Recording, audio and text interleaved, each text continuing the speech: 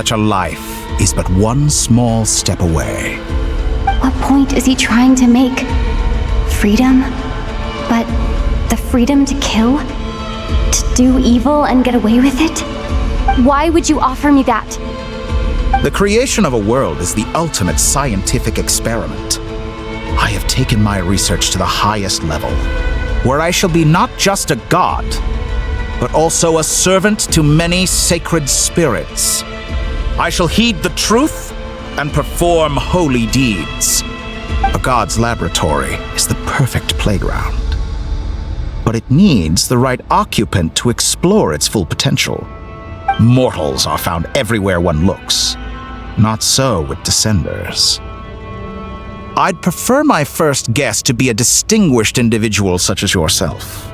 And I know you could make the most of the opportunities it offers. So the condition for entering the new world is to take innocent lives. The same dilemma that Rerir once faced. Could I really bring myself to kill others for my own benefit? Rerir did. And look where it got him. Have you made up your mind? I can't do it. Your playground is no place for me. You're putting your hopes in the wrong person. But we both know I'm not quite the hero you say I am either. You've grown a lot since we last met, but there are still things you are unwilling to compromise on. This will only hinder you. Why don't I lower my requirements a little as a gesture of goodwill? I'll give you a little time to learn to be a less noble soul. That'll make things much easier for you. I really doubt I could live that sort of life. And yet you already sound less defiant than a moment ago. The benefits appeal to you because you can read the signs of the times. Why don't we return to my research facility? Your last visit was so rushed. There is much that I have yet to show you.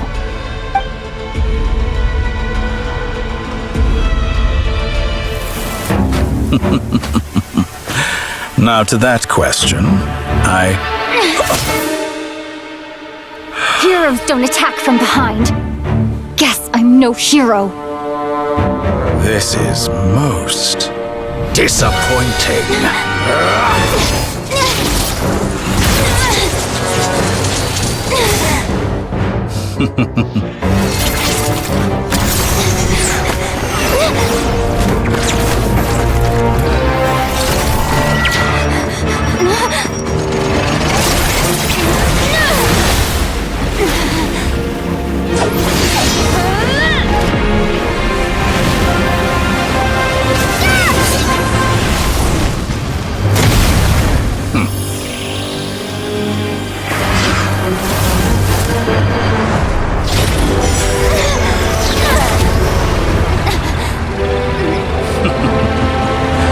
Now then.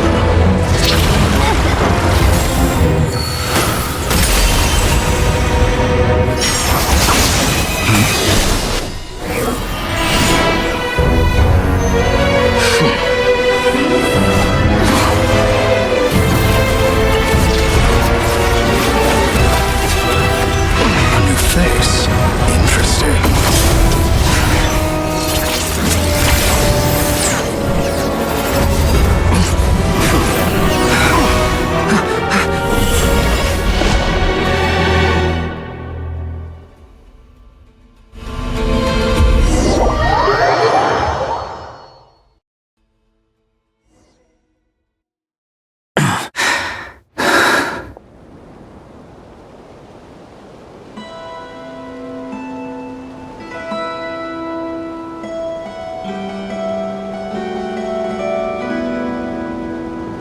You're still gonna call me Hack Guy after that, huh?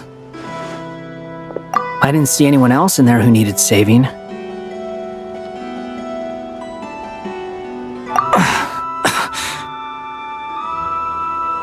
It's nothing. I'll be fine. Why are you looking at me like that? Is it that shocking that I'd come to your rescue? I owed you a favor back in Sumeru. Now we're even. Distracting Dotori was tough. I won't lie. He's not gonna fall for the same trick twice. That was my one shot. Ugh. I never wanted to obliterate someone. Dottore doesn't recognize me. But his segments were originally made based on an analysis of my operational principle. I expect it's only a matter of time before he figures out. So Dottore doesn't recognize Wanderer because he deleted himself from Irminsul. Did he really miss his only chance for revenge by saving me? Why the long face? Hey, I'm not blaming you, okay? And I'm not complaining either. Rescuing you and killing Dottore are equally important goals. Everyone would be pretty stuck without you. It's best you live to fight another day. How are you holding up?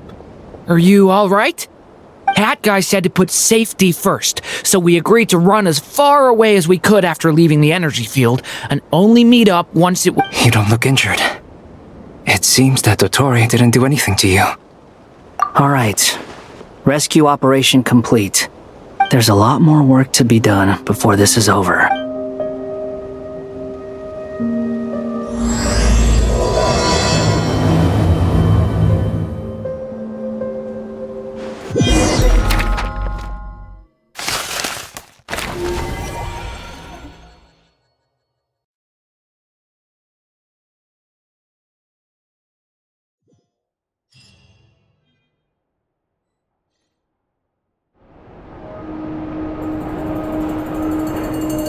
Understood.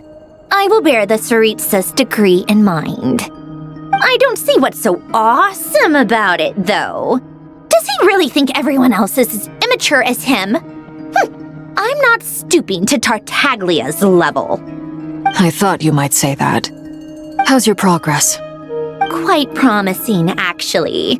That alchemist Albedo gave me a few ideas. Remember how I asked you to look up some files for me? That stuff on the Nazi-Kreuz Institute. René de Petrichor and Jakob Ingold. Alain Guillotin despised René's theories and methods, but he never managed to come up with better alternatives either. So I adopted some of René's ideas. I thought Alain was like a father to you. He and René were mortal enemies, were they not? And what would you say if Linny and his friends one day learned something useful from someone you utterly detested? I would applaud them for it. That would mean that they have surpassed me. For all we know, Alain Guillotin might have thought the same thing. Not that it matters, though. He's dead, and I'm alive. So it's my call to make. Once you die, it doesn't matter how great you were in life. Only the living get to decide what happens next. Hey, come on out. They're back. Huh?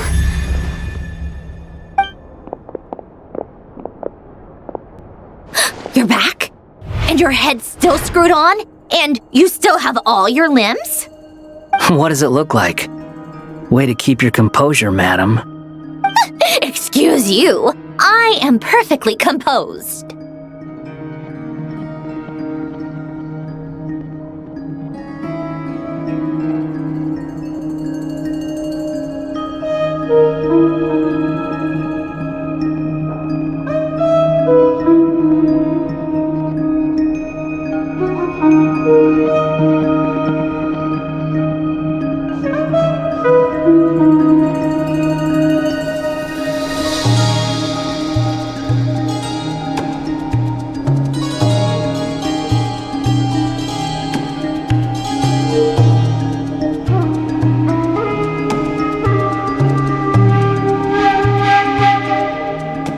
Glad you're okay.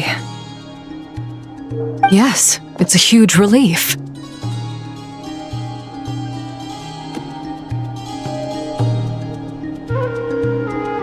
Worry? Oh, yeah, right. You think we, the Fatui, were worried about you? We were worried sick. Hey! The Traveler and I were already friends. You are free to join this mission in whatever capacity you please, much like your tea parties. It's a laugh a minute with you guys. I must say, I was quite surprised when Mr. Albedo told me he would need no additional aid. We discussed this on our way back as well. I am rarely so unequivocal, but in this case, we had full confidence in him. He said he knew what he was doing. Albedo and I pretty much had to just wait outside on standby. Meanwhile, Hat Guy broke into the energy field and rescued the Traveler solo. You didn't have to mention that. Well, I'm thoroughly impressed. You are a force to be reckoned with, Hat Guy. Is she back? Is she really back? Traveler! It's really you! Oh, thank goodness! Paimon! You can finally breathe easy, Paimon. It's great to have you back in one piece! Oh, Paimon's been having nightmares the whole time you were gone! Look at them. You know, once... It's nothing. Same goes when you get to my age, too. I bet Ino and Anefa would be tearing up as well if they were here.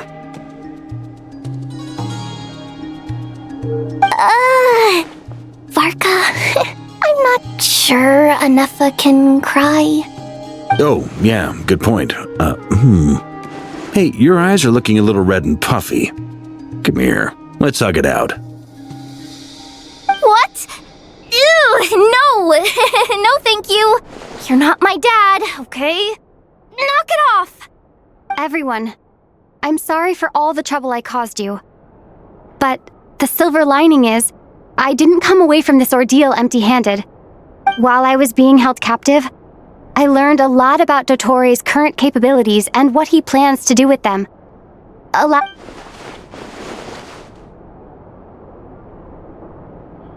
The three moon goddesses were even more powerful than we imagined. No wonder Dottore believes himself to be equal to the gods, maybe even superior. Utter blasphemy. While everyone was gone, Nefer and I made an interesting discovery, and I believe Miss Sandrone has something to share too.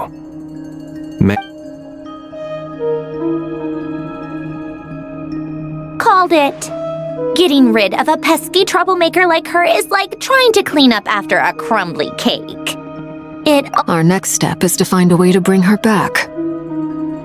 A place where time flows backwards, with no destination in sight. Surely it must have been created for a specific purpose. It sounds like she's on a specific path through time, just traveling in the opposite direction to us. The question is, where does that path lead? Or will it keep going to infinity? We considered that question as well. Strictly speaking, time is not infinite. Indeed not. Every road has an end. Nicole! You sure loved quietly sneaking in mid-conversation. I do, in fact. It's something I've always done at our mages' tea parties. Quiet, mysterious, and persuasive.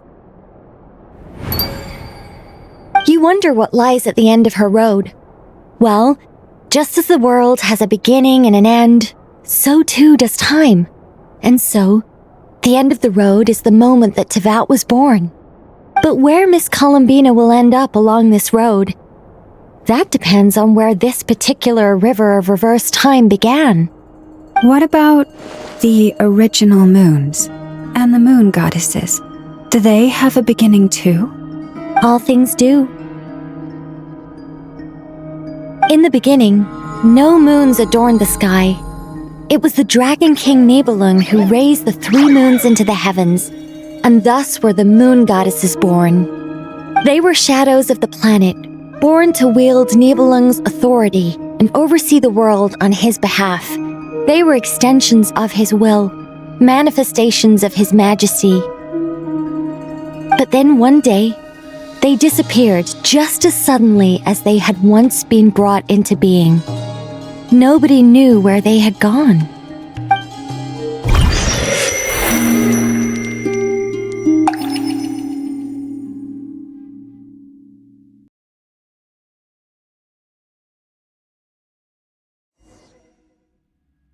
Like I thought, no more paths back to reality have emerged since. But how can I be sure that I'm going the right way without scenes from reality to keep me on track? I can't even be sure of how long I've been walking for. The further I travel, the less stable this space becomes. There are even moments where I can sense something that feels like abyssal energy. They can just materialize out of thin air. I have to keep my wits about me.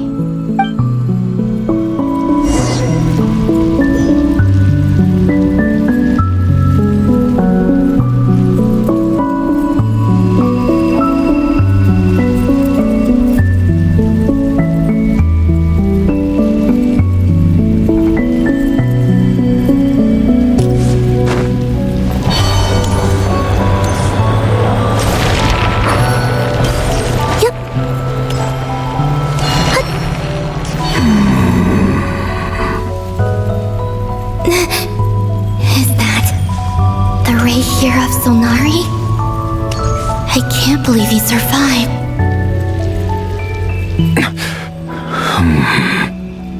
You are the moon goddess. But how?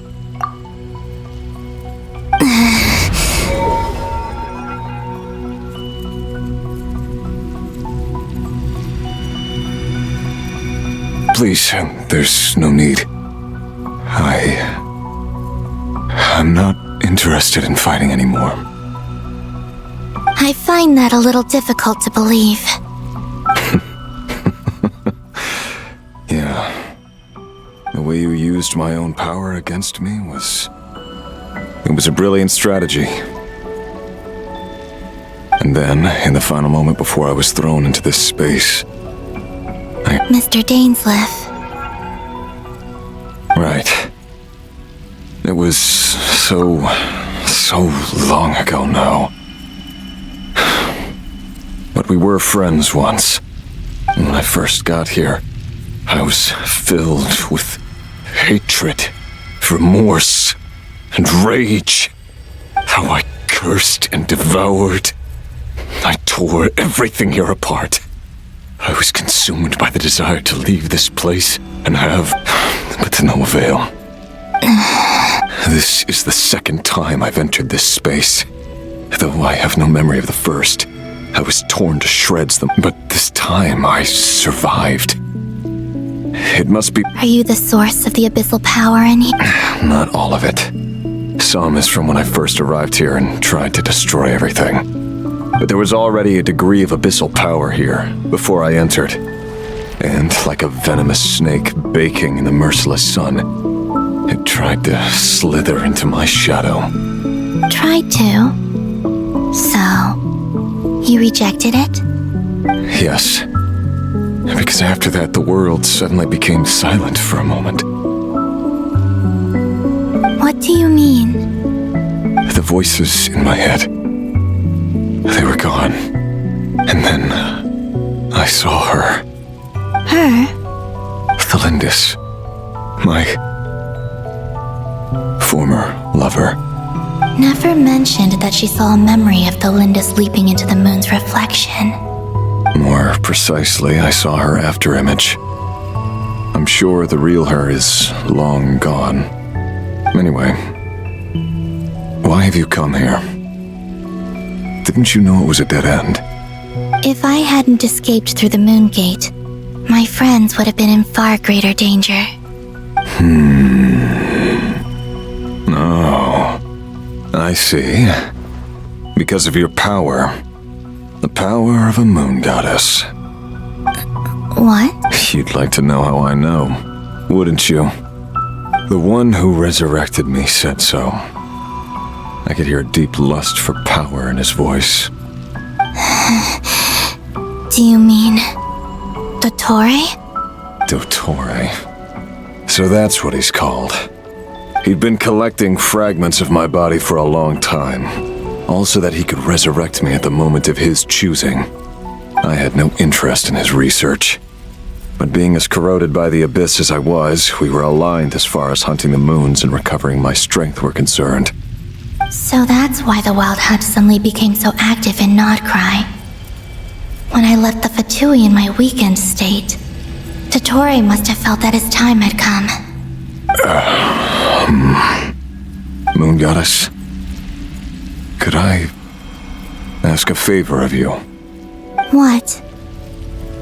I know this is a lot to ask, especially from someone who tried to kill you.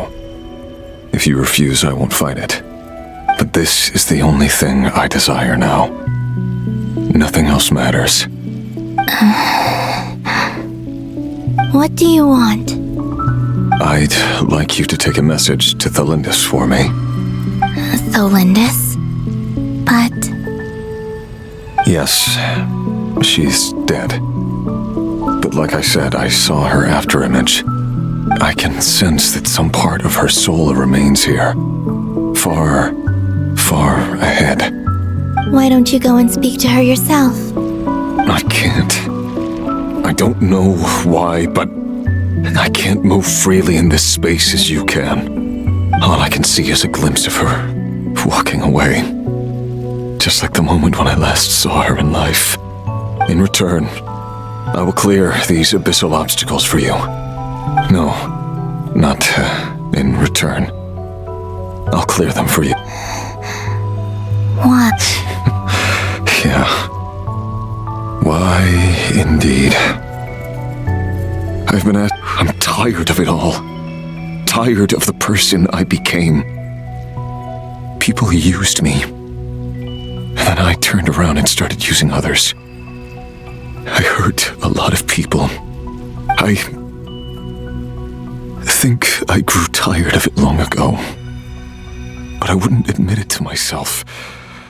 And ultimately, that's how I ended up here. What do you wish to tell her? All of it. My past. My mistakes. Everything that happened after we were separated. Is it okay if I give her the abridged version? Yeah, I'm sure there's plenty you can skip over. Just tell her the important parts. Whatever you think that means. Like the part where you relentlessly tried to kill us? It's up to you. Love demands honesty. But my relationship with Thalindis was built on lies. We hid too much from each other. But after living my whole life in the shadows, I don't want to hide anything anymore. I will do my best. There.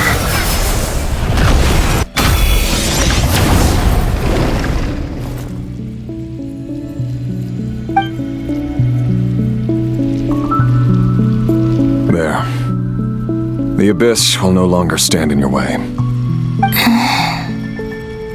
Even though Mr. Dainsleif felt he had to fight you, I think he still regarded you as a friend. Dane? He said that you betrayed him, but he also felt great remorse at never having understood what you were truly going through. Why tell me this? Because if he'd known that someone could take a message to you, I believe that's what he would have said. Thank you. It means a lot. I know this will sound strange coming from me, but don't die, Moon Goddess. I can tell that you're determined to get out of here.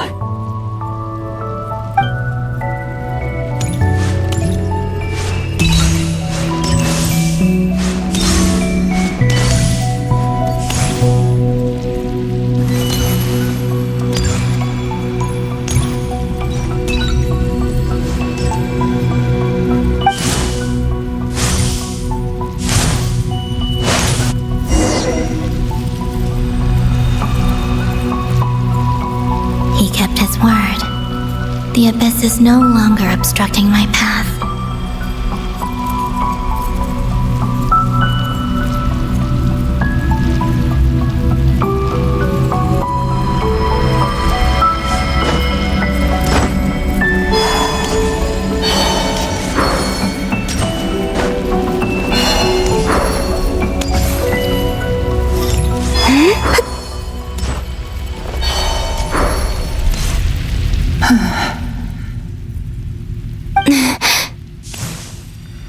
the Lindis.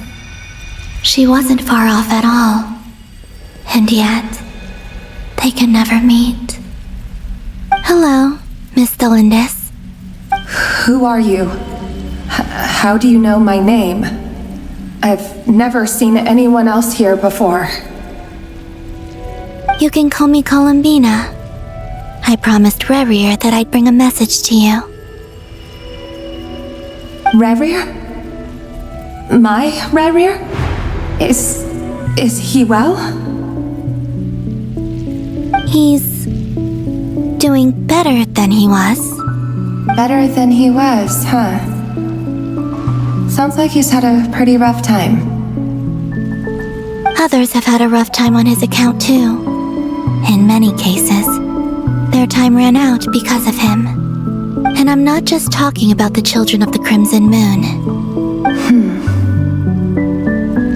So, things got worse before they got better. Could you tell me what happened, Miss Columbina? Are you sure you wish to know? Yes. This is my opportunity to learn the truth. No matter how hard it is to hear, I have to know. I admire your courage. However, time is short. I cannot stay here for long.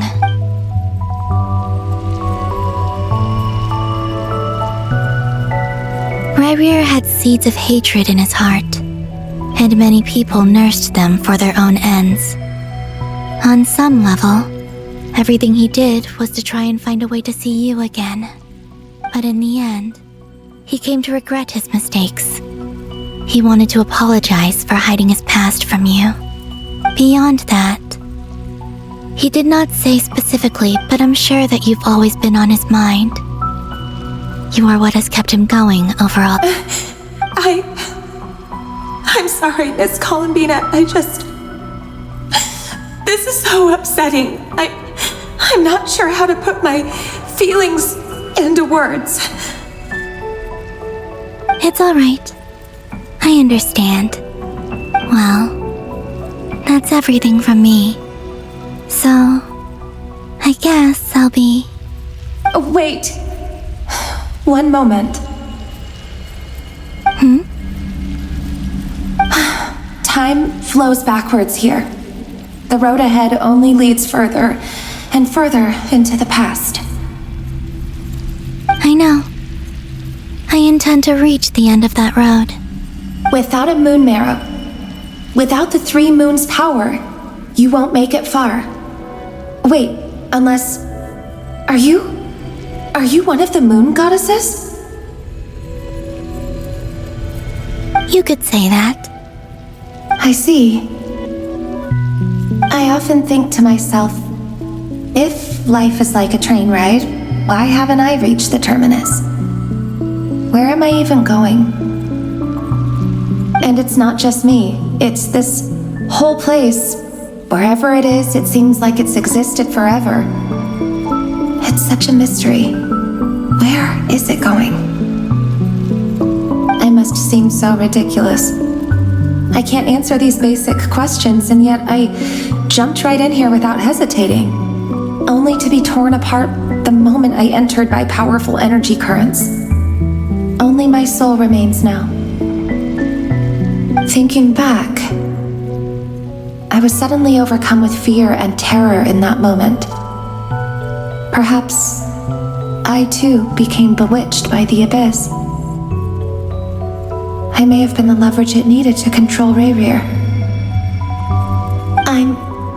I used to be a researcher at the Universitas Magistrorum in Conria, researching the iridescent moon's marrow. Eventually, I came to the conclusion that time in here flows in reverse.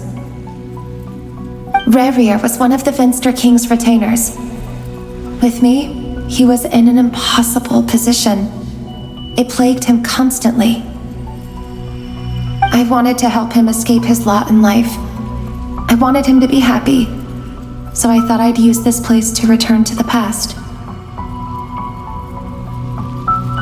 At the time, I thought I could just go back to the day that the Finster King first found the prince. It was only after meeting the prince that the Finster King started going too far with his research into the abyss.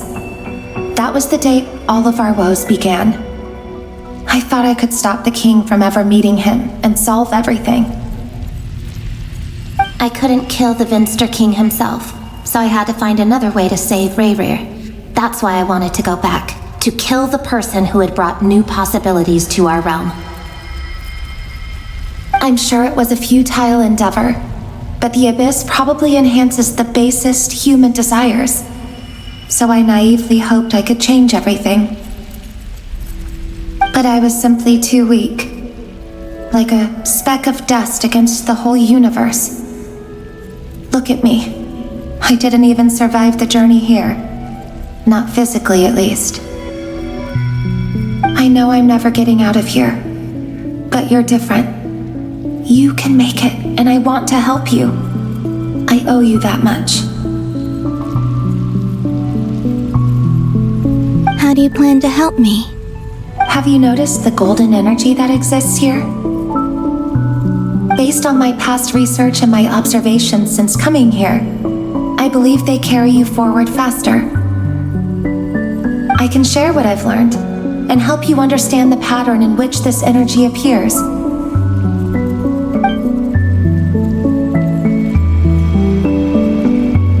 I think you just might...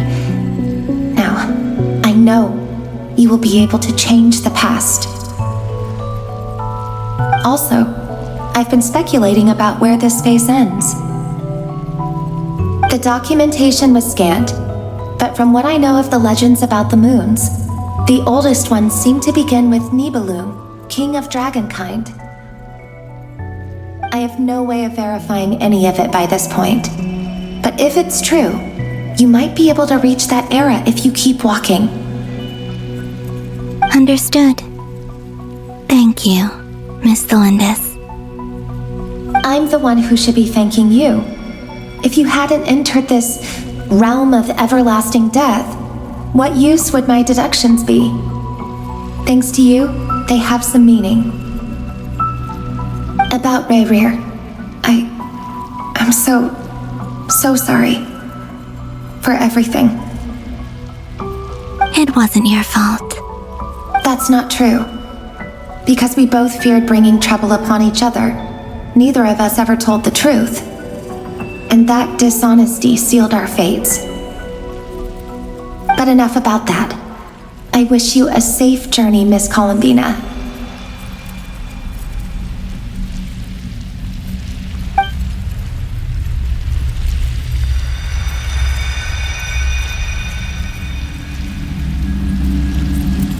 And may the outside world never have to experience pain like this again.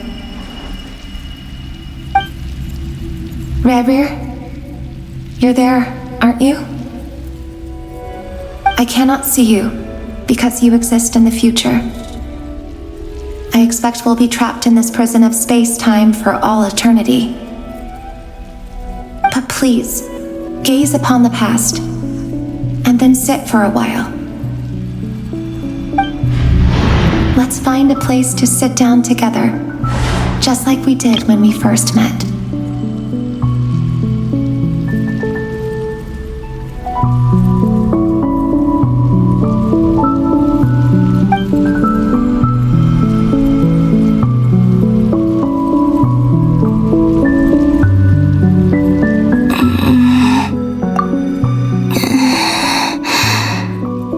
How long have I been walking? How much further till I reach the end? Is there even an end to be found? Everything's getting blurry.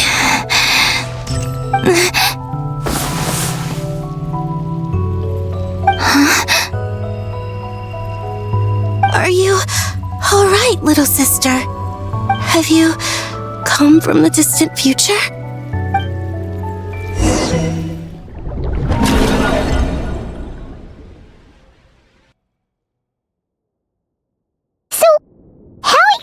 Did the moons just disappear? Shouldn't it be a little harder to get rid of major creations like moons? The world is a vast and ancient place. On a certain scale, all life lasts for but a fleeting moment.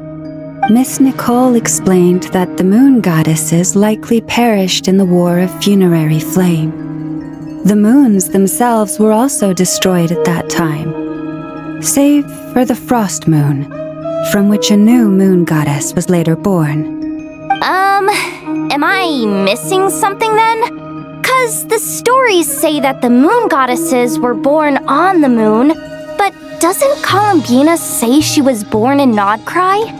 Huh, you're right! Why do their birthplaces differ?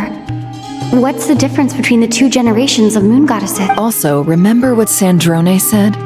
Her scans detected 4 moons. In other words, 4 moon marrows. Technically, the result of the scan means that 4 moon marrows were detected and positively identified as moons in that moment. In other words, this piece of information alone isn't enough for us to know how Miss Columbina is doing right now. Yep, we have no way of staying up to date on whether she's dead or alive. She's on her own for now. But at least she's trying her best to get back to us. Yeah, she's a tough cookie. And a sore loser, too. We have to trust that she'll find a way. Because we really need her power. As much as it pains me to say it, we've got no chance of beating Dottore in a straight-up fight. He's much too powerful. It wouldn't even be close. That maniac is going to devour everything in his path until he reaches us. We need to find someone or something that can stop him before he does anything worse. I'll be frank.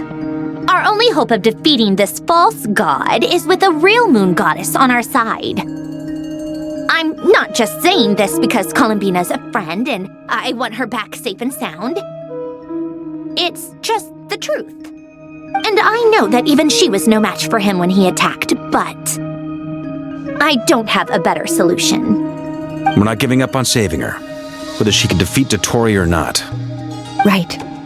Don't worry, Miss Sandrone. We're all aligned on saving Columbina. No one's trying to argue that we can only justify saving our friend because it will help save the world.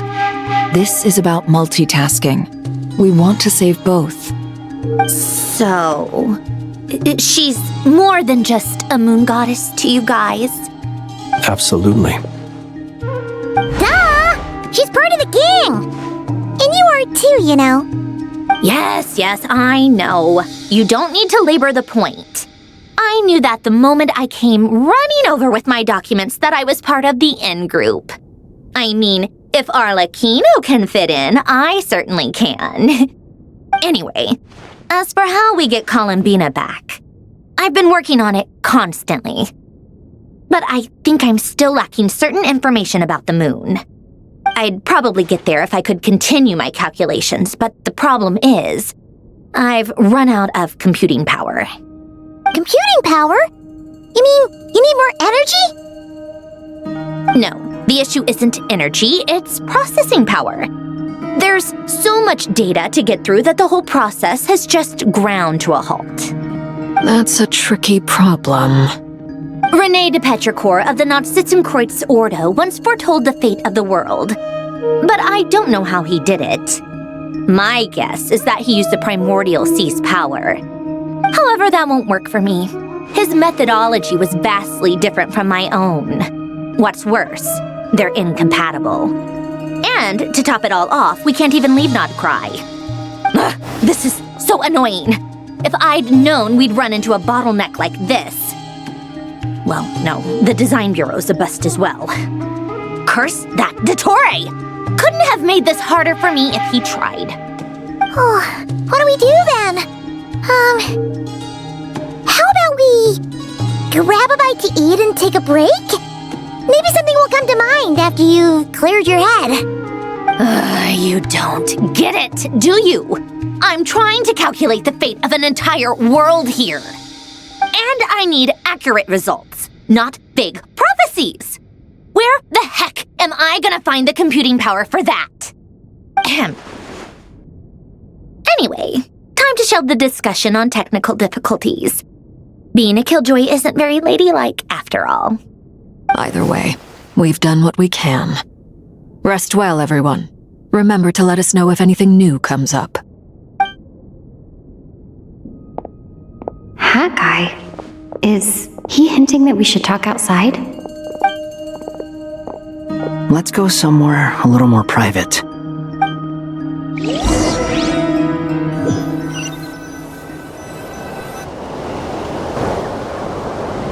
You know that Dory went back to Sumeru, right? Yeah. She mentioned she was planning to head back. Things aren't looking good for Notcry.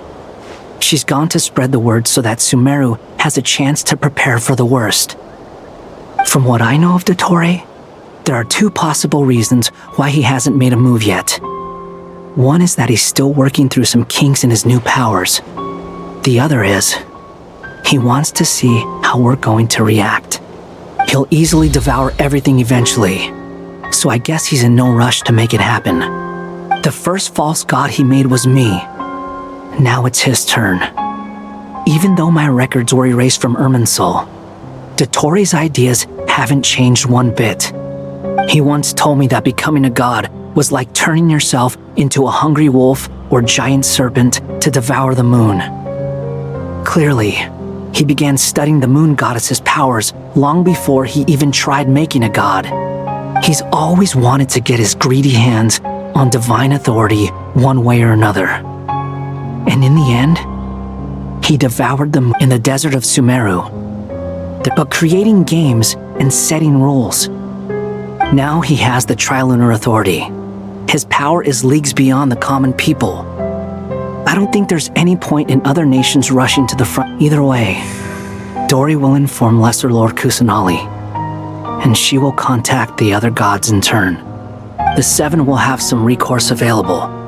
If nothing else, their protection should keep the rest of the world from descending into chaos as quickly as Notcry has.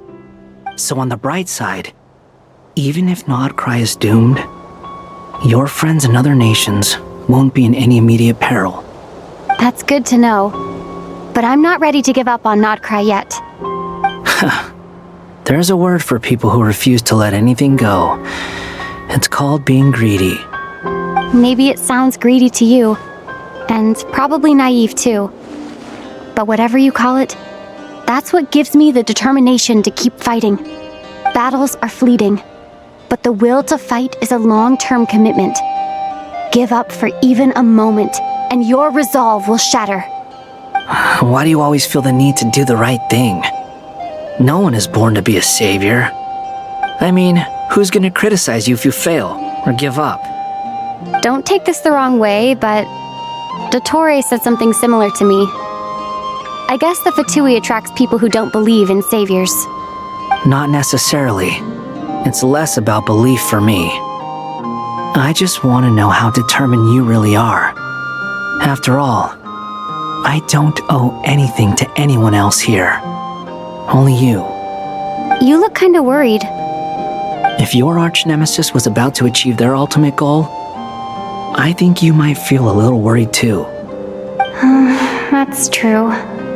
Dottore is about to become an omniscient, omnipotent deity. That's gotta be a bitter pill to swallow. Still, you're calmer than I expected. Obviously.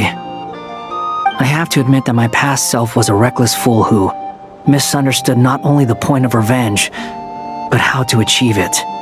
And as much as I want my vengeance, I know I'm not gonna get it by acting alone. If the world's taught me anything, it's to think before I act.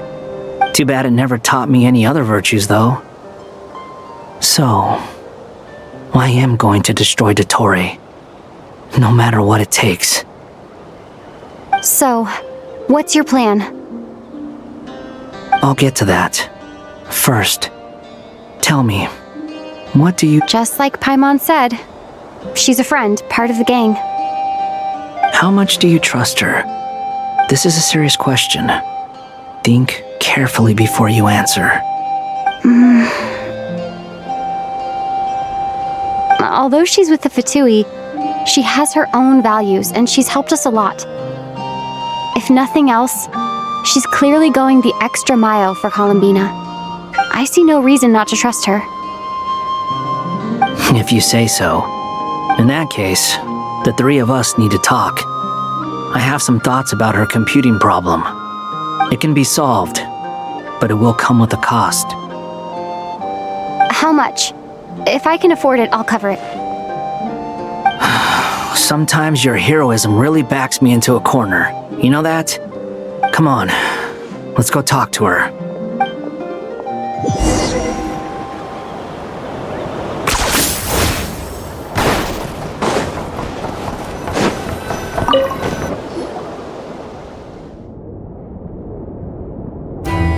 Miss Androne, Traveler. Hey there. Paimon's here too! She was just helping them sort through their things. How did your chat go?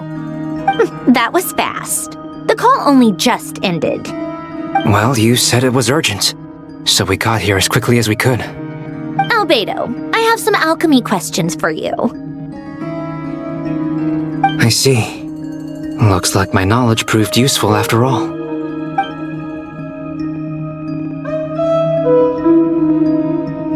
If I might ask, what is the end goal for the modified formula you'll be using? I needed to predict the future of the entire world. But I've run into some teething issues since trying to implement Renee's theory of the 4 Orthants. I see. I'll have a look at it. Still, computing power is the real issue here. How do you plan to solve it? About that, it's been sorted. Oh, with the Traveler's help?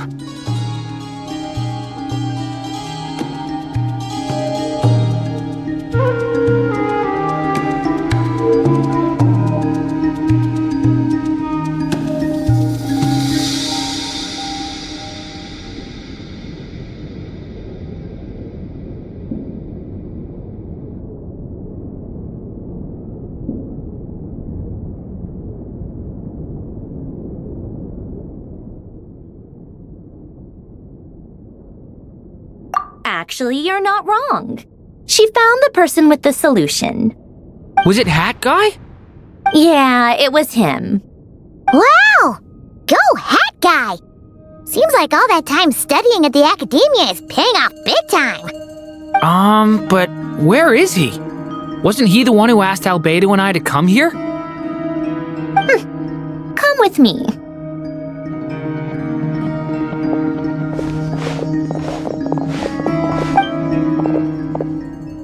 Hat Guy? What's happened to him? Hat Guy! Can you hear us? No response. I guess he's in hibernation. Hat Guy mentioned that he was a puppet. It seems that his functions are currently shut down. I presume this has something to do with the solution to your computing problem. That's right. He and the Traveler came to see me. Wait, what? You have a solution? Would you calm down? Why do you always react so hysterically to everything? Excuse me? How would you know? You shouldn't be so quick to judge complete strangers. It's very bad manners. Oh, please. It doesn't take that long to figure out that you have a temper. Where does a mere student get that kind of confidence? I've actually published more papers than you. Not that status counts for much. Even Paimon's applied for academia admission. Huh? Are you serious? See? This is why I can't be bothered to explain myself. She recognizes no one's skills but her own. Okay, fine. I'll hear you out. This world itself is constantly processing all kinds of information. If it's the world's future you're trying to calculate, you need a processing device that— Easier said than done.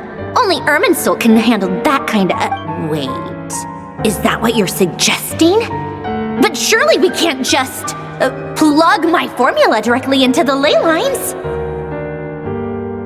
You should be able to tell that I'm not human, right? Yeah, I noticed. The technology, though, seems pretty ancient. Very different from Pontaine. Conrian, to be precise. I'm what they would have called a puppet. Puppets need an energy source and processing power. The artisans who built them sought out the materials most suited for that purpose. You? Do you mean... The Traveler and I have talked it over. She's willing to vouch for you. So, I'll allow you to borrow my core for your calculations. It was built using wood from a silver-white tree, which makes it a small part of Irminsul. Conrian technology and Irminsul wood. Who in the world could have built you? Are you sure about this? A puppet without its core will cease functioning completely. And if it's left in that state for too long, it might not recover. You could die if you do this. You do realize that, don't you? I can put 2 and 2 together, yes. No need to rub it in. I won't lie to you. This has never been done before. I cannot guarantee your safety. Doesn't matter. I'm prepared for the worst. Did you two actually talk this through? Is he... Are we really considering this? Yes, we discussed it. The bottom line is, he trusts me and I trust you. Let's give it a shot, shall we? Honestly, I have no clue where this kid even came from. But for whatever reason, he lent me his core to use in my formula. I'm very close to finishing my calculations now, and the core is currently in use. So I'm sorry, but I can only show you a sketch right now. This is what the core looks like. A silver-white branch. It certainly matches the legends told about Irminsul. Is Hat Guy gonna be okay? He's not gonna die, right? Right? In theory, he should be fine. As long as we put his core back in time. Beyond that, all I can say is that I'll try my best to avoid risk and make sure the core doesn't sustain any damage. I think I know why you called us here now. Someone needs to watch over his body and make sure it's protected until the process completes. Correct. He said that the only ones he trusts here are you two, and the Traveler. He will have our undivided attention. Aww, Hat Guy. On a more positive note, things are progressing steadily on my end. I'll call everyone in for a meeting once the results are out.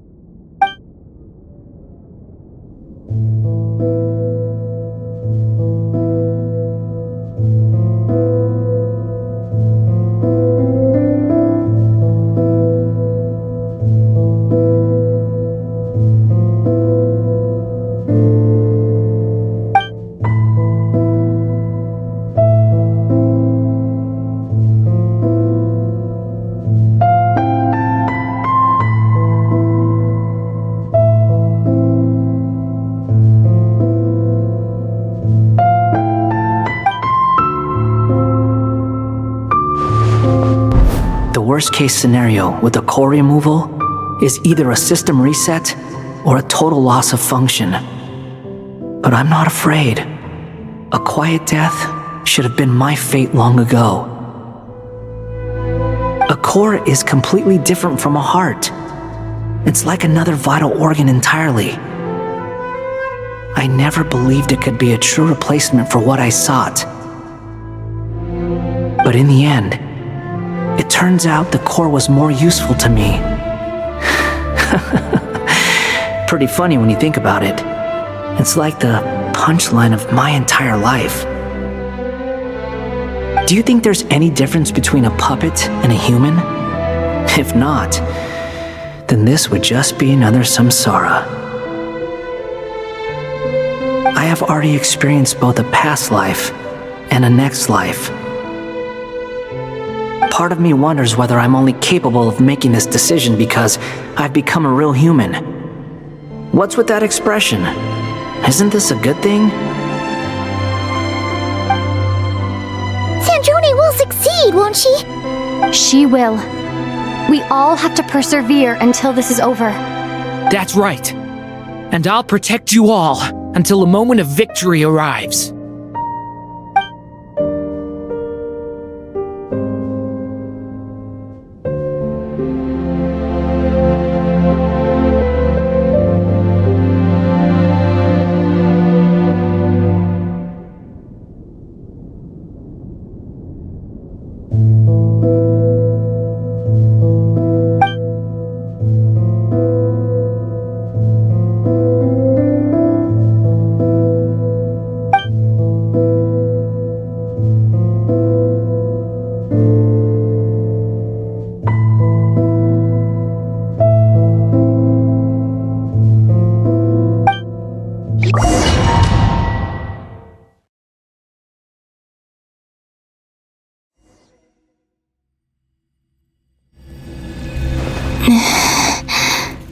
Who are you?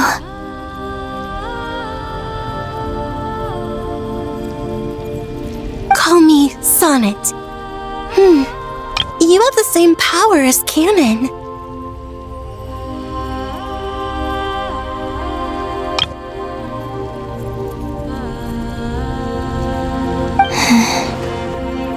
Sonnet. So, you're the goddess of the iridescent moon?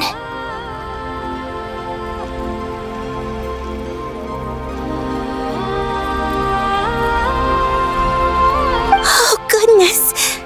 You recognize me? Well then, what's your name? Columbina. Columbina Hyposelenia. Hyposelenia? What a lovely name. Did you choose it yourself?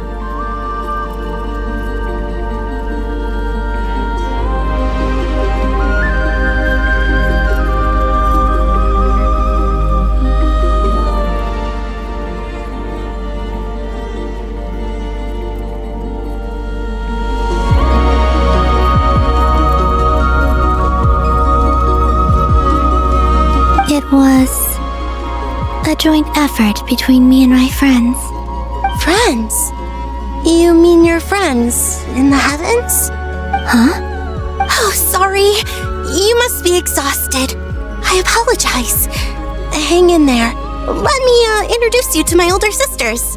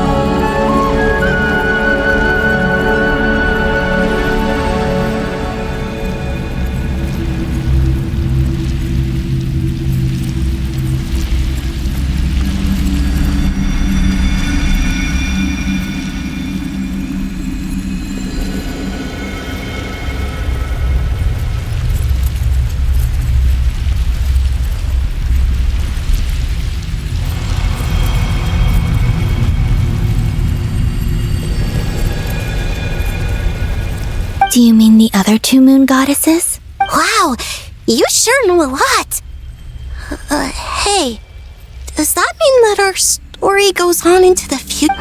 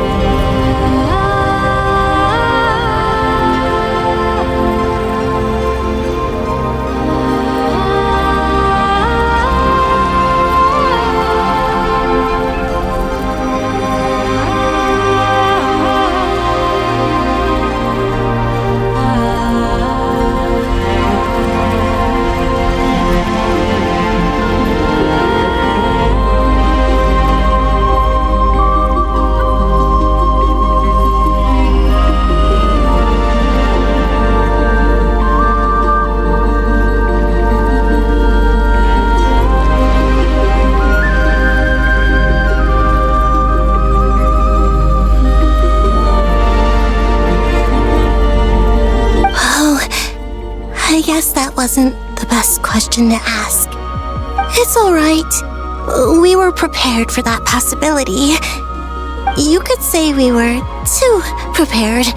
I can't even remember how long my sisters and I have been here by this point. When did you get here? How long has it been?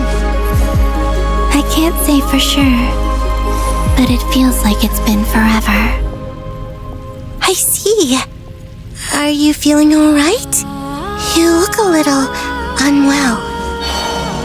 I can hold out a while longer. We don't have far to go. The place where my sisters and I are based is just up ahead. Don't worry, they're both really nice. I'll introduce you.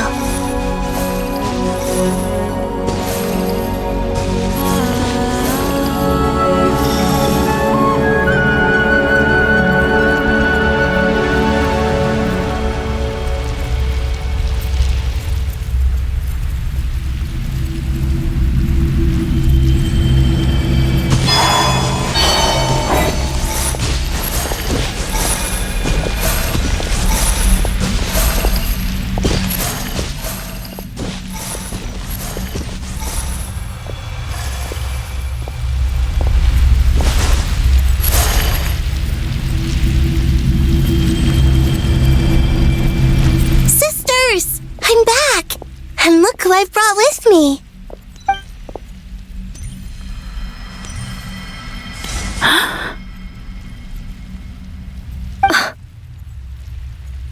It's our lovely little sister, born in the far future.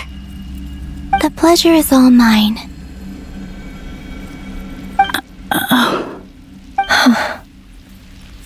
Allow me to introduce you to Columbina Hyposelenia.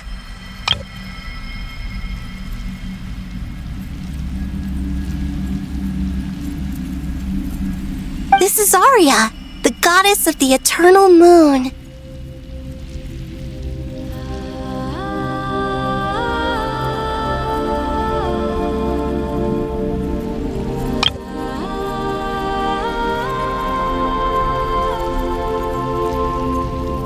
And this is Canon, goddess of the frost moon. Canon, don't you think Hyposelenia's power is similar to yours?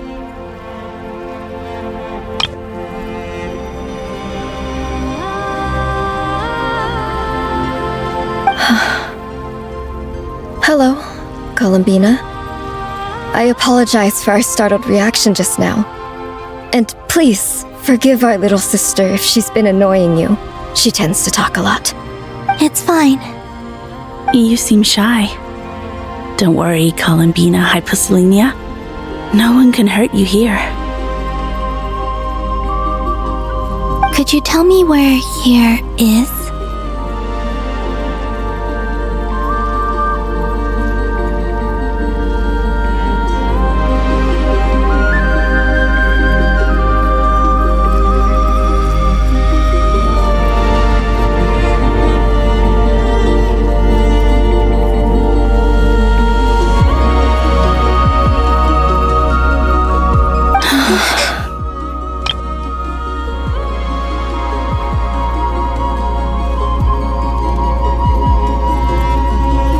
Please, I must know.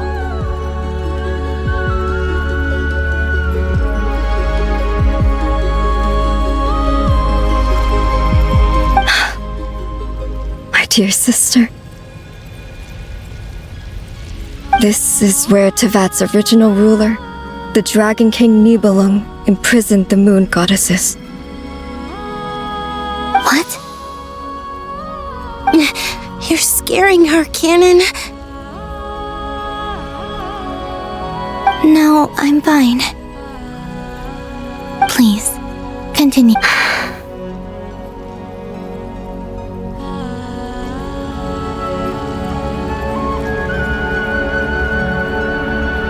Nibelung, our original master, created us in the distant past to maintain Tevat.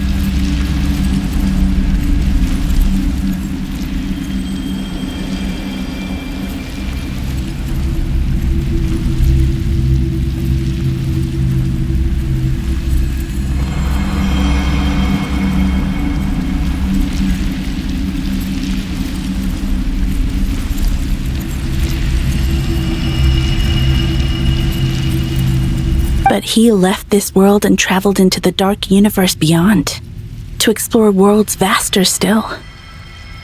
Day and night, we fulfilled our duty in the heavens, until the day that the first descender arrived.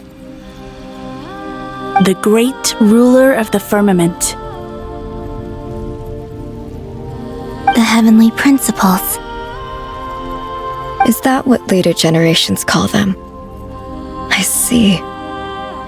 But we did not reject them at first, nor did they seem to harbor ill intent towards this world.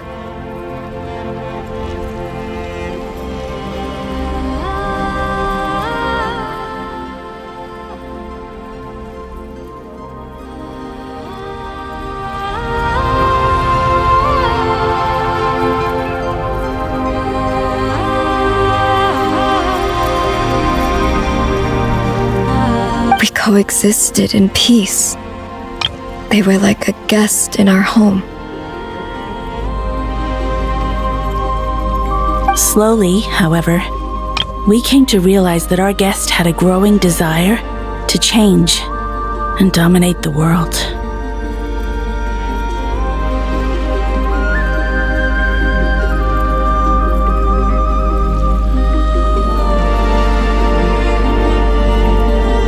And you didn't stop it? No. There was an order to the rules they set up that Nibelung never taught us.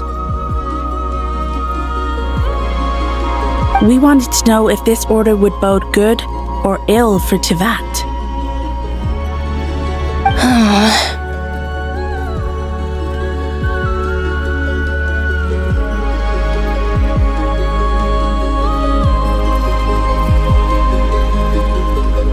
All right. Canon and I wanted to know. Sonnet was against it from the outset. Later, we discovered that this great ruler of the firmament bore an almost paranoid hostility toward the desire of certain life forms to seek power. Or perhaps they feared them.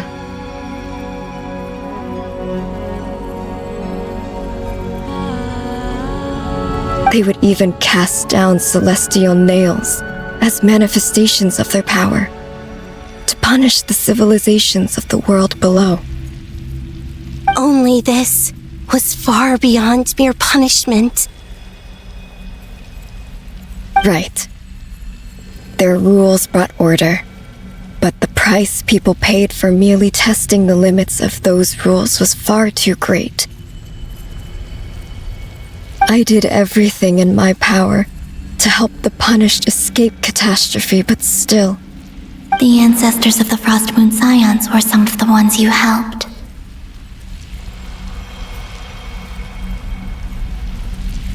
But just when we had decided to take countermeasures, the Dragon King, Nibelung, returned.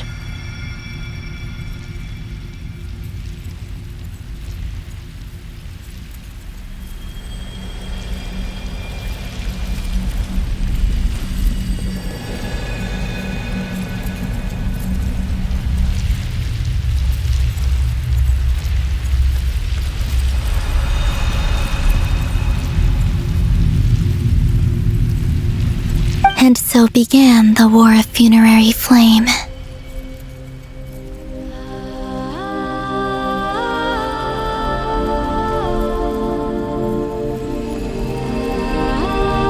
So, that's the name the world gave that war in the future.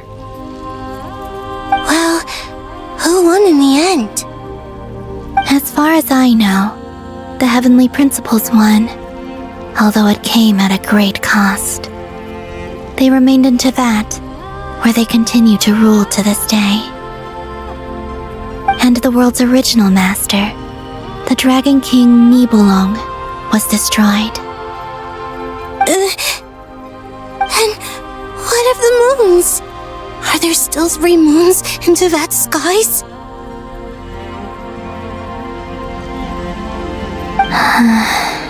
You can tell us the truth, Columbina. We know we are but remnants of a bygone age. We are prepared for the answer.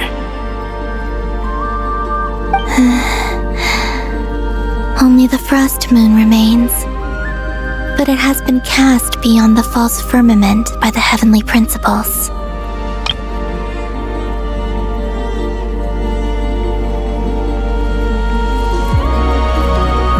The eternal and iridescent moons were both shattered during the war.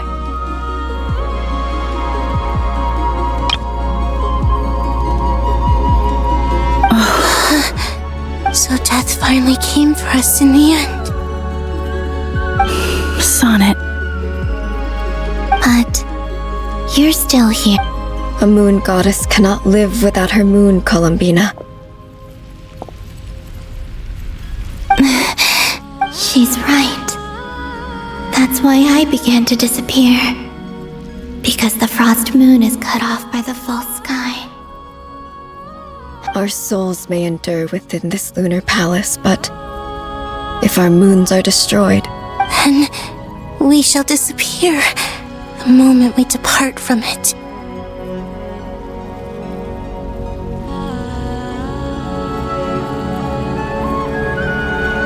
I'm sorry. There's no need to apologize to us, dear sister. If anything, we owe the world an apology. If only we'd decided to act sooner, rather than arguing amongst ourselves.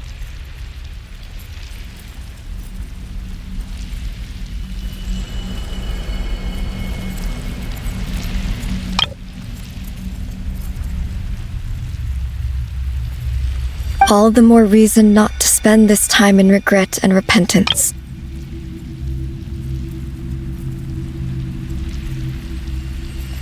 Instead, we should focus our efforts on how we might help our future sister.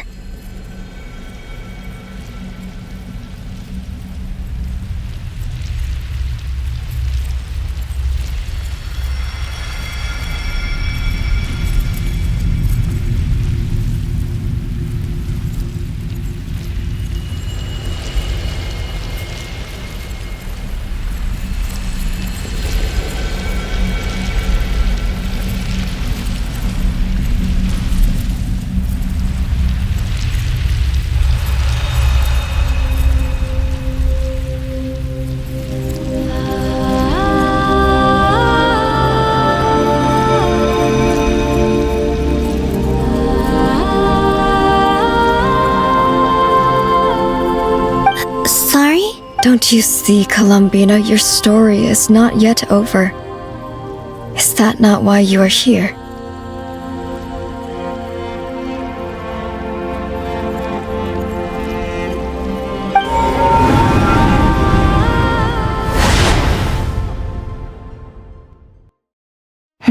It's done. Initiate numerological array. Continue running primary process. Calculate the world's fate through extrapolation, and identify nodes of potential change. Secondary process, scan for moons. Still 4. The number of moon marrows hasn't changed. Wait, let me think. Is it possible that there's something I've been misunderstanding about the moons all along? Variables. Variables in the world. I know where potential variables within the world come from.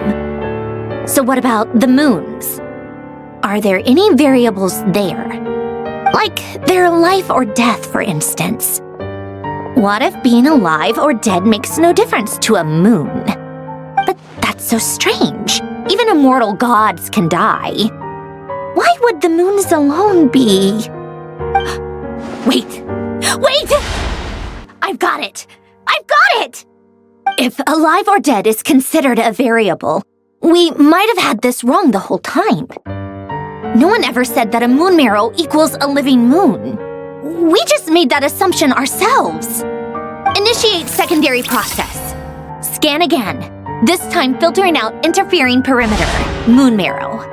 I don't care if they're natural or artificial. Get them out of my search results! Why?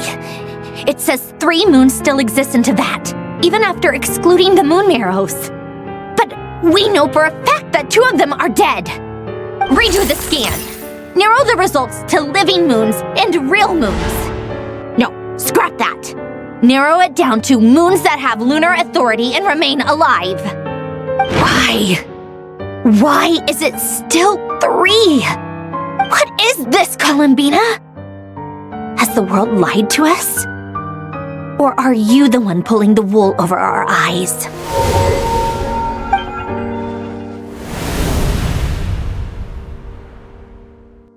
So, you think that the moon's reflection might be where Nibelung imprisoned the 3 moon sisters? Yes, it would explain a lot, such as why that space would respond to a moon goddess's power, opening the moon gate at her command. It would also explain why Miss Columbina has been unable to leave, and why time flows in reverse there. In the messages she sent, Columbina promised us she'd find a way to return, but we have no way of knowing how, when, or where this might happen. The fact that she still has yet to reappear in this world indicates that returning from that place is no easy feat. We cannot afford to simply wait for her. So you're saying, if she could return by her own power alone, she would have done so long ago? Yes, she certainly wouldn't leave it to this late stage when it's so touch and go. I've been giving this some thought, and I've come to believe that Luana's harm might be an anchor that she left behind, as a sort of future waypoint. This could also explain why Luana's heart is always by the traveler's side. Sounds like a plausible theory. If that's the case, there must be some criteria we need to fulfill to allow Columbina to return to the present. The question is, what could they be?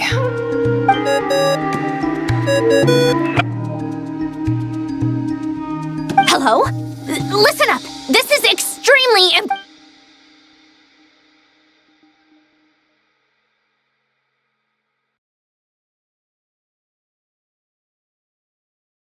Not only is Columbina alive, but she may well exist in a form unimaginable to us.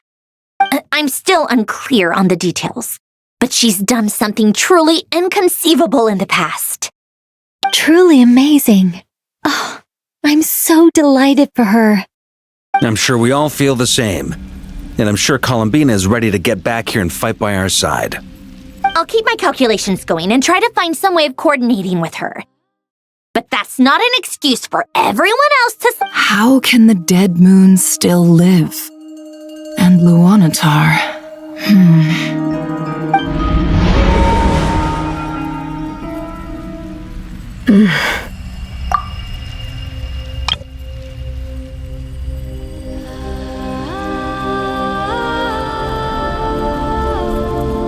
It's hard to believe that's what will happen in the Our authority is linked to the most fundamental rules of Tevat. I suppose it's no wonder that many would covet that power.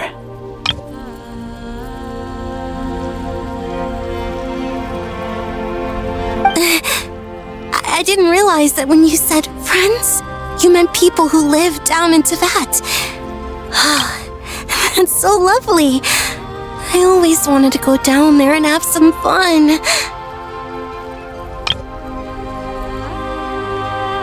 Have you? Of course.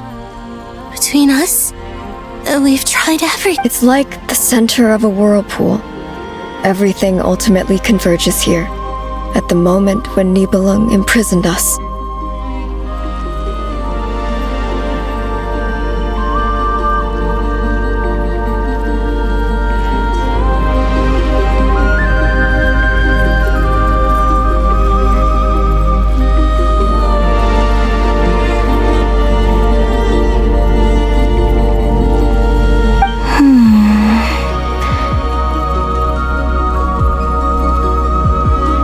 In that case, have you tried using any of those pathways that connect this space to the real world?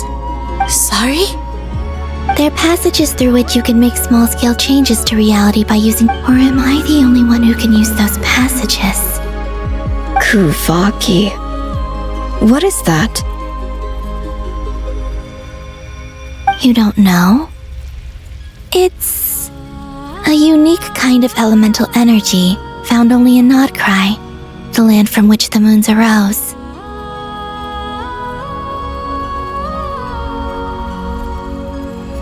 Oh. Well, it's true that the moons first rose up from the parted fat used, but there is no difference in the elemental energy between there. What? Could you show us some of this? Okay.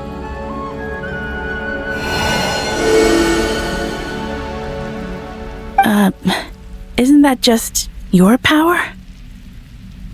What? But it's everywhere in Nodcry. How curious. This Kuvaki certainly did not exist anywhere in the world before we were imprisoned. Let alone influence living creatures. So, how exactly does it affect them anyway? Can they float in the air like us?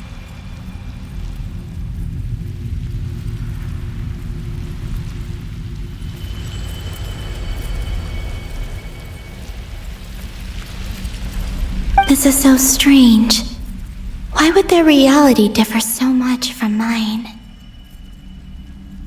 Columbina, you're looking for more than just a way out of here, aren't you?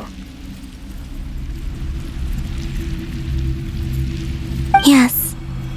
If I am to help my friends, I will need tri-lunar authority on par with that of our foe. You mean... you'll need our power?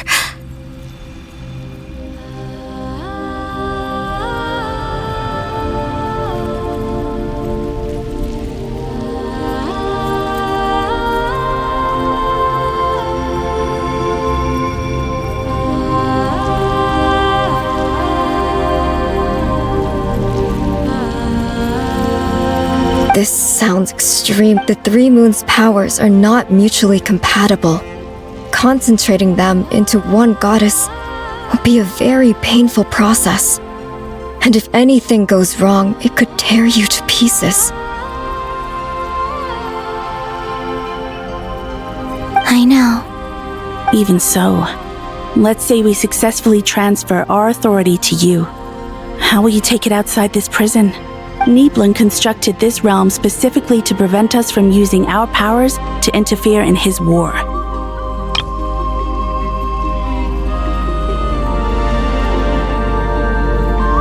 No moon goddess can leave this place alive.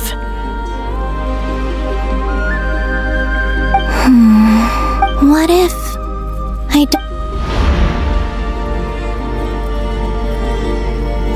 Where do we even start? How are we supposed to figure out what we're meant to do?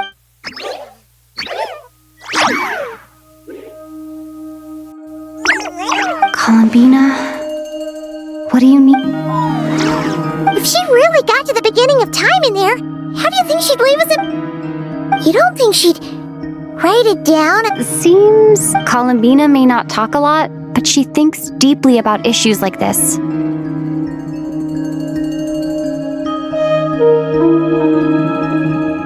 Let's review what we know.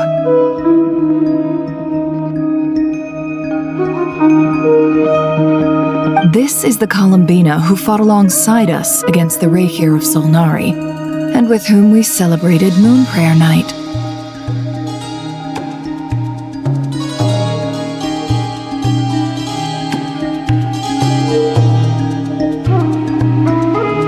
She knows our personalities, our ways of doing things. So, if she wanted to tell us something from a long, long time ago, what would she do? Oh.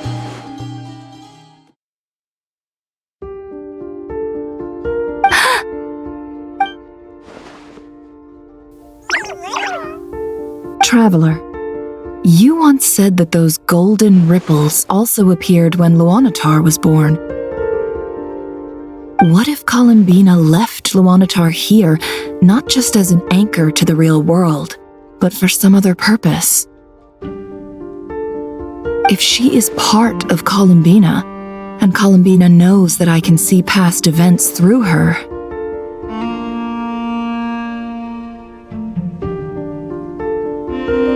Oh yeah! Like when you peeked into Rarer's past through his heart! Nefer, wait. If you're right about this, and you can really see past events through Luan... Oh, I know. Looking at Rerir's past in Conria was already enough of a strain on my eyes. Looking this far back into the past,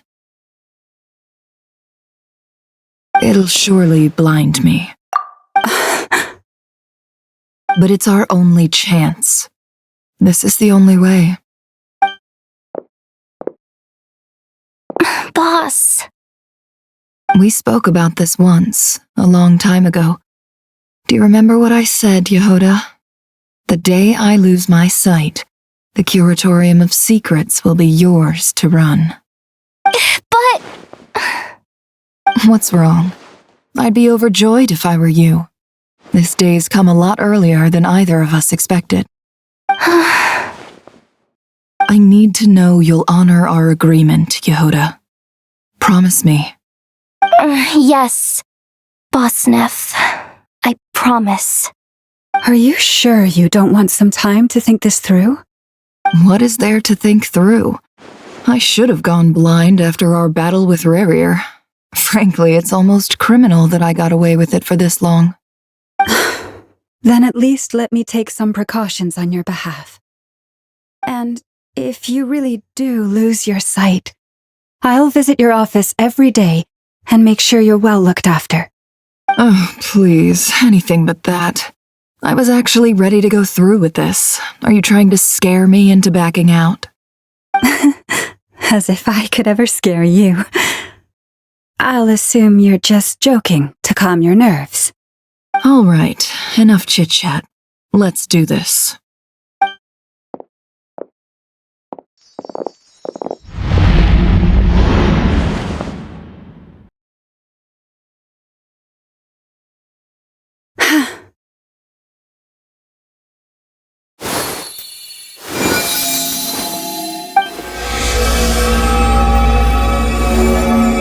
All done. Good. Now give me some space.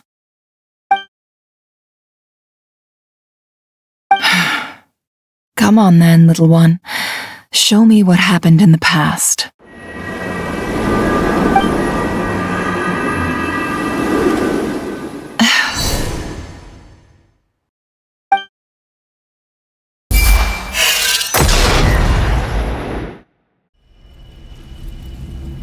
Between the Trilunar Authority, Kuvaki, and the sole-surviving moon, the Frost Moon, I think I might know how to get back.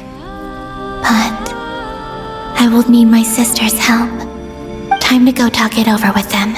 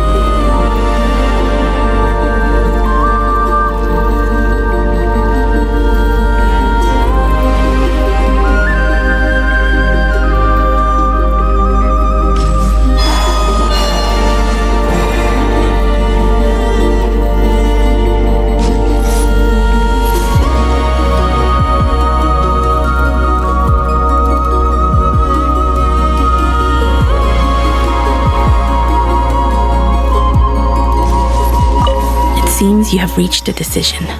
I'm all ears. What do you propose?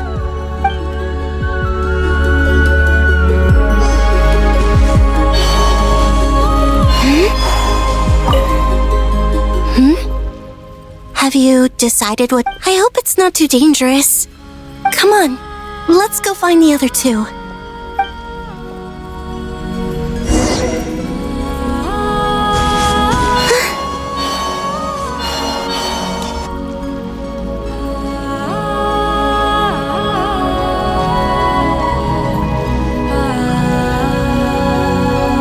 Have you figured it out, Columbina? Tell us, how do you plan to leave this place?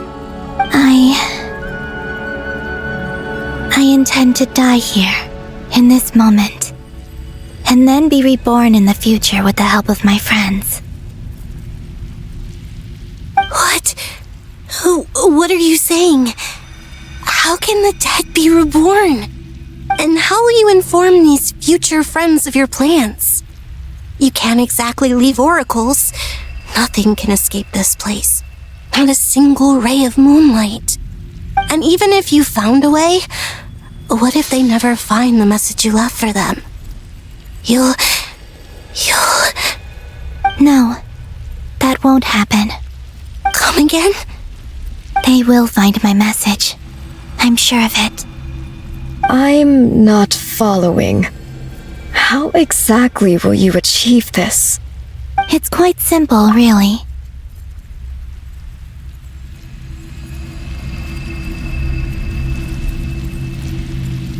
First, I will leave my soul here.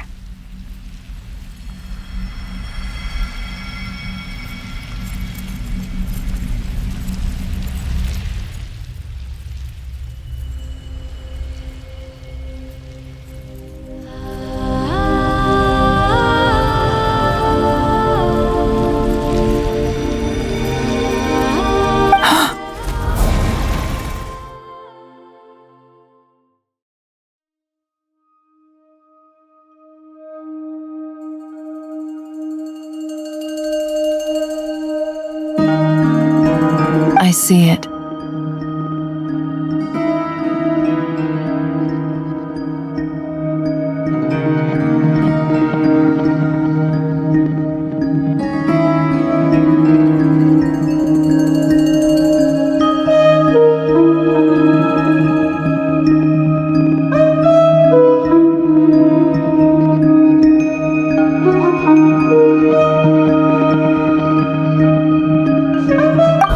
Your soul? You mean your divinity? Yes. I once left a portion of my soul in the future. One so small that this prison barely noticed anything. In this very moment, she can resonate with my soul across time. When the time comes, I believe that she can serve as an anchor to pull my soul from here back to the future reality. Just as gravity connects the world to the moon. Exactly. In the future, where I came from, the moon has been cast beyond the false sky, but I can still feel that it is there. In a similar way, I can feel a connection to the soul fragment I left behind even now. My friends can use it to detect my presence. But how do you just leave your soul here? Is that even possible?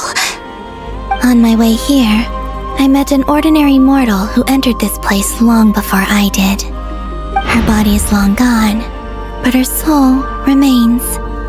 And before that, I encountered an old enemy whose entire soul survives here intact, while the power that once corrupted his body has faded away. So, perhaps this space is specifically designed to imprison divinity and authority, but not the physical body. Still, even if your body can escape, would it not just be a lifeless husk without the soul inside? Wait, is that what you meant when you said you wouldn't leave alive? Yes. I shall turn my body into moonlight and pour it over Nodcry. That power shall protect the land and quietly blend into it, awaiting my soul's return in the future. However, I cannot do this on my strength alone. I would need your help to do this, so I'm humbly asking for your assistance.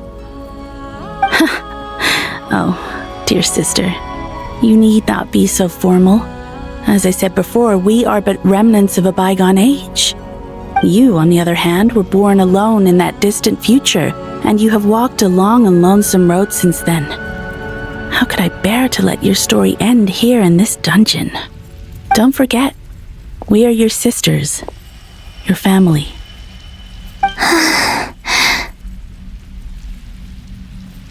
Arya's right. Actually, I've always wanted a little sister. Can you imagine how it's been for me? Getting nagged by 2 older sisters all the time?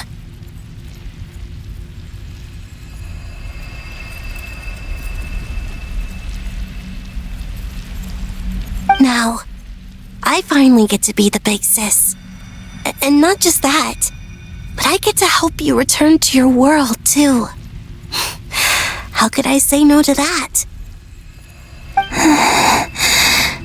Sonnet.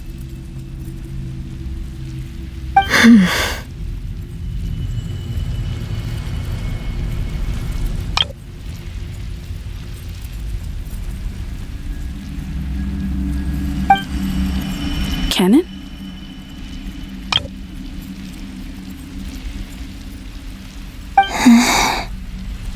I'm sorry. I know this is a bold request. The Frost Moon is rightfully yours, and it remains intact.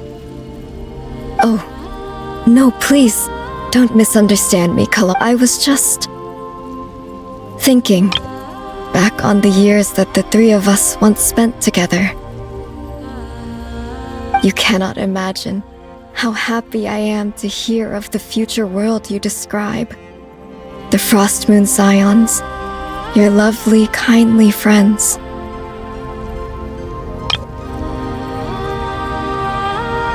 For the 3 of us, whose purpose in life was to maintain the peace in Teyvat, it is a great relief to know that the people of this world live in such an abundant future.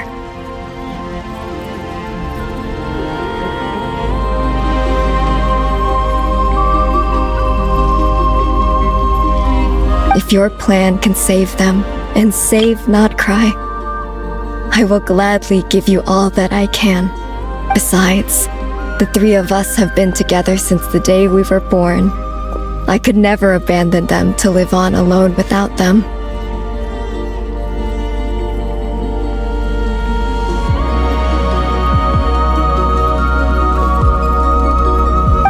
Canon.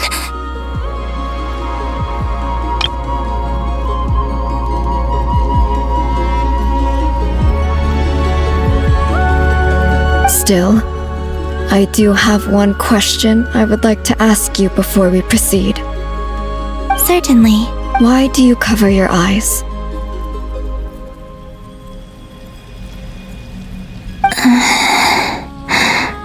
Yeah, I was curious about that too. But it seemed personal, so I didn't want to intrude. There was a time when I refused to look upon the world. I believed it was full of nothing but lies and falsehoods.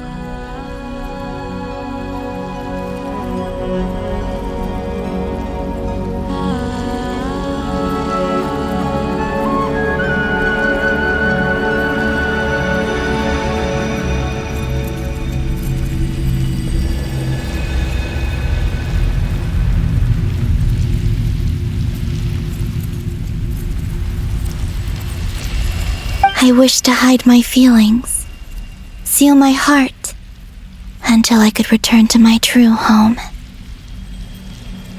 I see.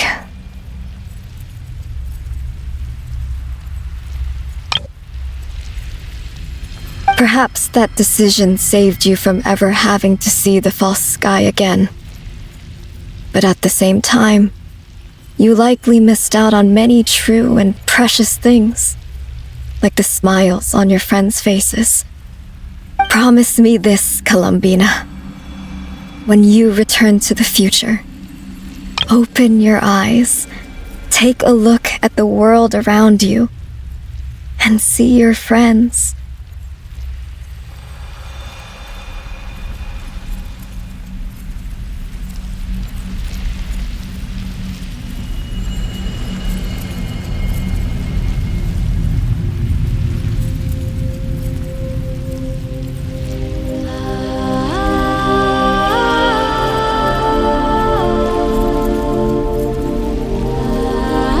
I'm sure that you know this already, given that you long to return, but that is your true home. Give me your hand, Columbina. Aria, Sonnet, you too. Okay. All right.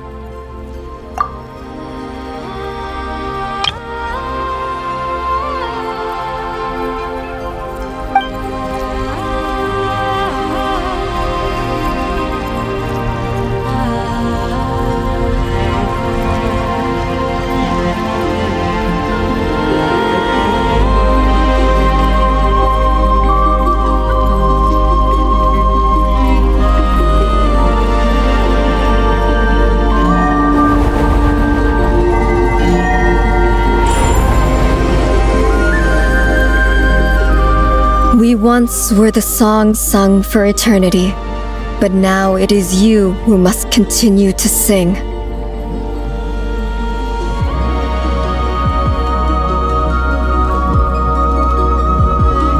We once were the tides in the great river of time, but now we subside, and you arise.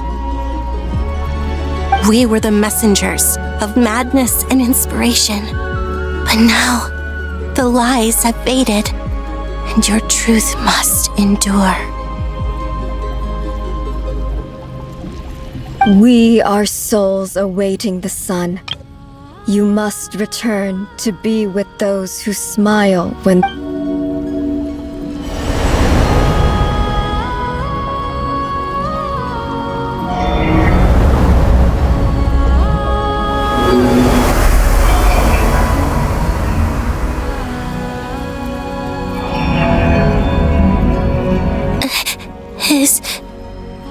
Yes. We have transferred the authority over all 3 moons to Columbina Hyposelenia.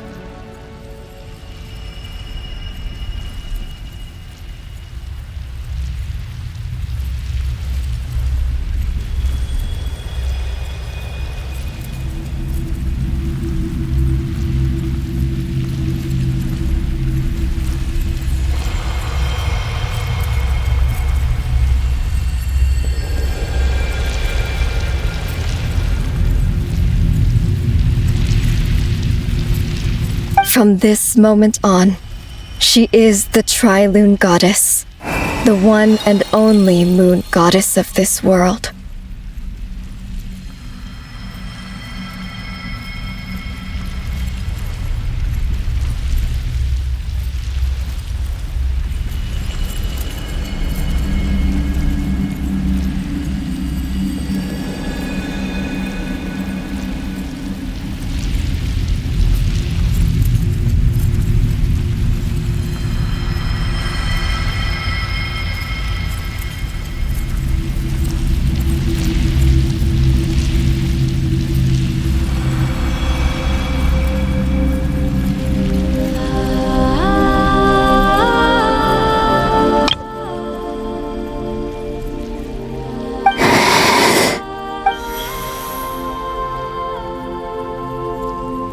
Thank you.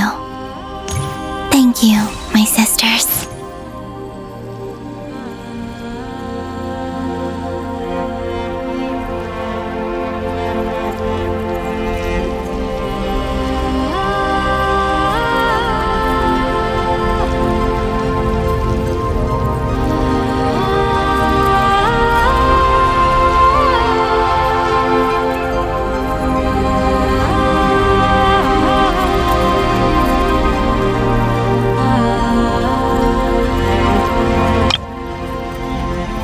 Now go, and do what you believe is right, Columbina Hyposelenia. Be aware that we cannot grant you the power of the 3 moons beyond these prison walls. The conflict that arose over their remains following our disappearance will still take place. I understand. Sisters, oh, my body, it feels... Now that we have given up our power and authority, our bodies are merely mortal shells. This prison is dissolving them as we speak.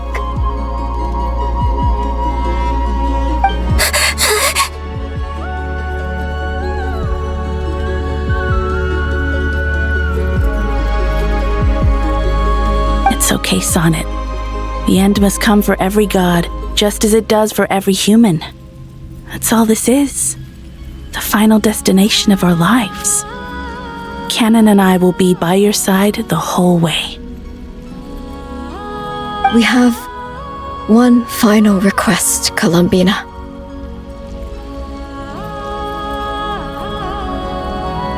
Could you use the Three Moons' power to send us back into the real world?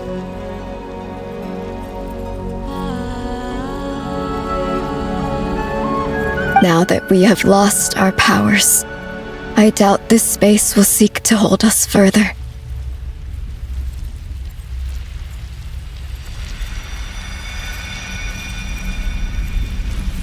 It's just... we would like to spend our final moments together in the only place we ever called home. Of course. Gladly.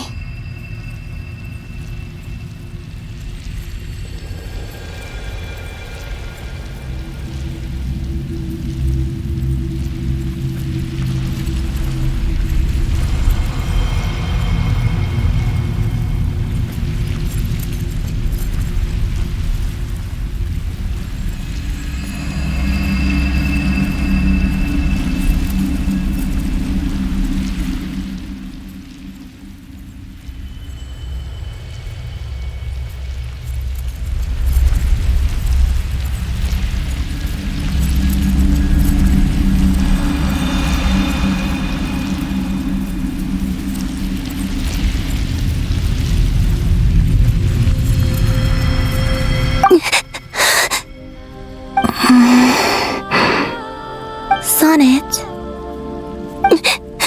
Yes? Don't... I wish I could tell her not to give in to the abyss. Not to be afraid. But is this really what I should say at this moment? Don't forget. I'm so glad to have a big sister like you.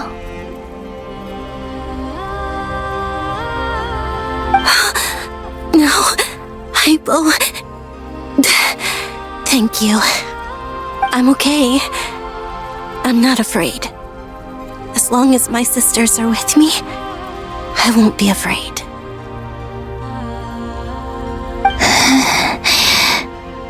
It looks like this is goodbye, sisters. Goodbye, Columbina.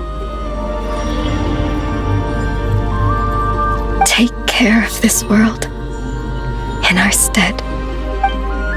I will.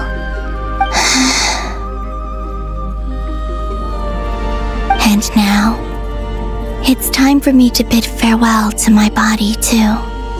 May it become the moonlight that keeps Nodcry company through the long years ahead. So this is why Nodcry was not always home to Kuvaki. It only appeared after I poured my body out upon this land, and only this land. Kuvaki responds to me because it is me, my body, answering the call of my soul. And the golden energy I've encountered on my way here was, in fact, that very soul, which I am about to leave here to guide me. O power Trilune, eternal moonlight. I, Columbina Hyposelenia, lay aside my body. Let it be cast into the dark night to illuminate the future. May it be a companion to all who dwell beneath the moon.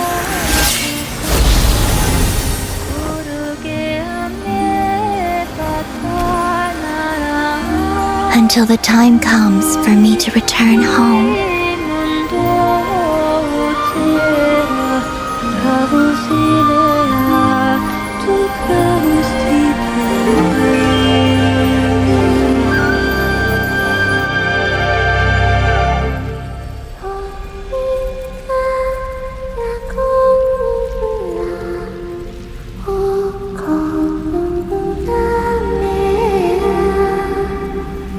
Send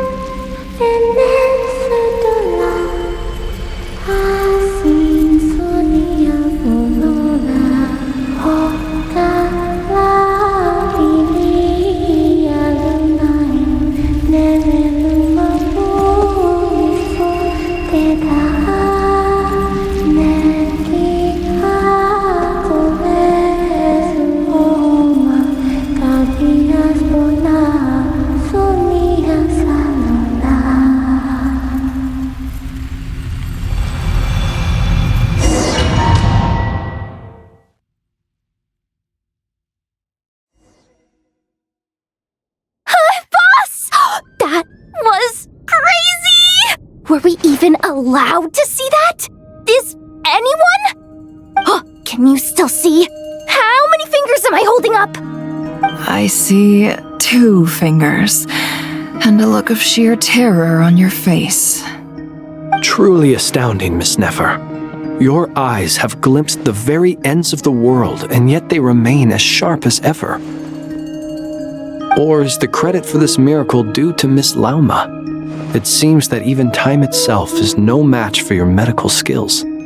Surely you jest, Mr. Flint. I suspect we have Columbina to thank. She must have realized the immense toll that the ritual would take and purposely set aside some of her power in the past to protect Nefer's eyes when this moment arrived. There is always a great price to pay for witnessing the truth, but it seems that this time, Columbina has shouldered that burden on our behalf. She chose the perfect method of getting a message to us. Though her eyes were always shut, she was clearly so perceptive. She knows us well. She knew exactly how we would think and what we would try. Despite being separated by time and space, we're seeing the same possibilities and seizing the same opportunities. We still don't even know if she's okay right now. But as long as there's a chance we can do something, we'll fight to make it happen. We'll get you back somehow, Columbina.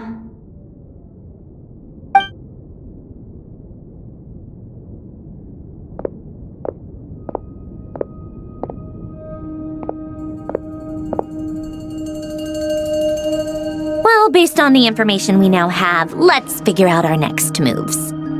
Thanks to these gentlemen, we have a much clearer picture of the situation with Dottore. The civilian population has been moved to safety, so we no longer need to hold back. Miss Androne, how are the calculations going? So far, so good. I'll keep seeing how far I can push the system, though. Can't have Hatman being powered down for nothing. There's still a long road ahead. Where should we begin?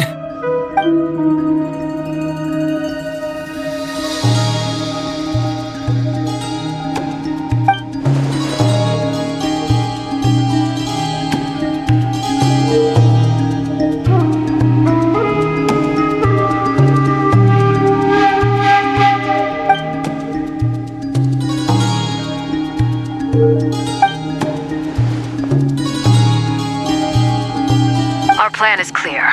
Time is... There's just never enough time, is... All right, we'll do our part too. Yeah.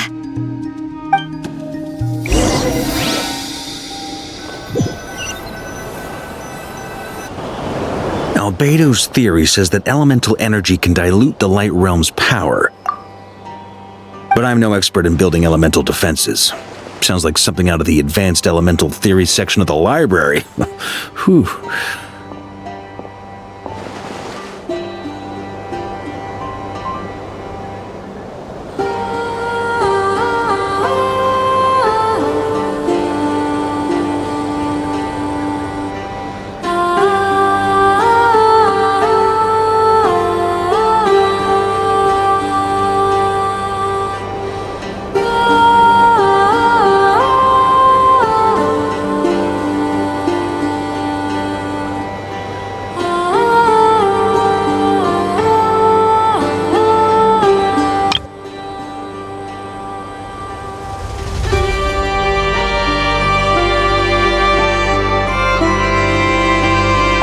Quite troubled.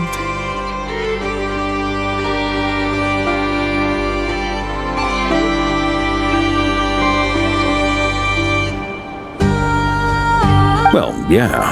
I mean, who doesn't get a little flustered when they're completely out of their depth? You were the very picture of confidence back when you approached the Hexen Circle.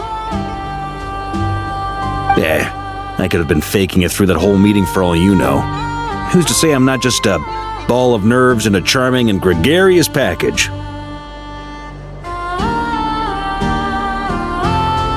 Oh gosh, really?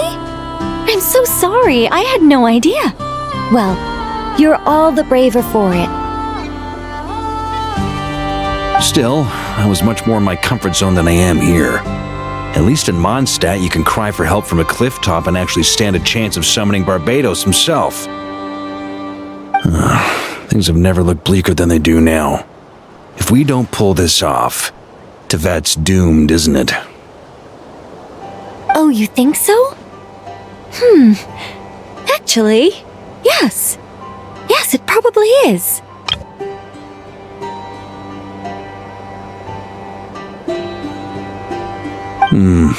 It's a shame. Don't put too much pressure on yourself. Tevat has faced annihilation many times in the past, but it also gave us you, didn't it? Hey, don't give me that. It's not like I'm anyone special.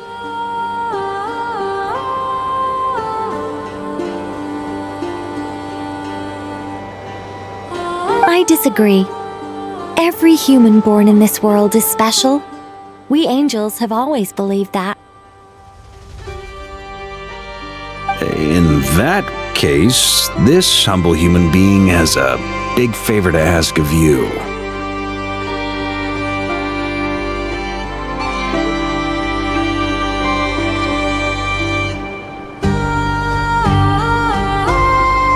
I thought you might say that.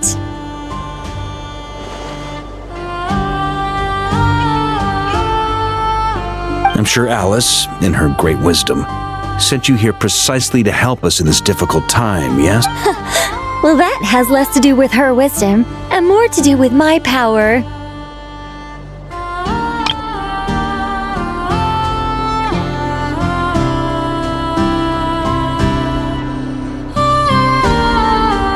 Of course. Well, the thing is, these elemental defenses we're about to build, I don't think it's a question of if they'll fail, but when.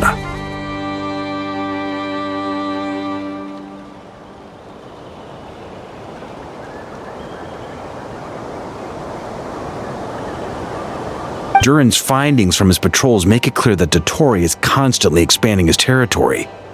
It's not realistic to completely stop him encroaching on the rest of Nagrai.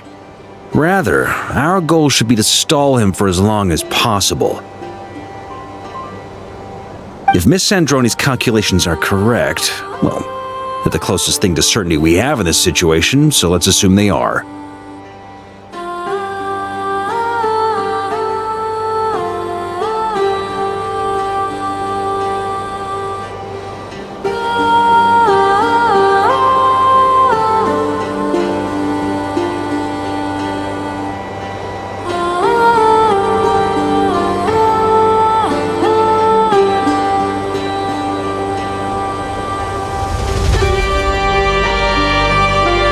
Anyway, her calculations suggest that our best hope for victory lies in Miss Columbina's return.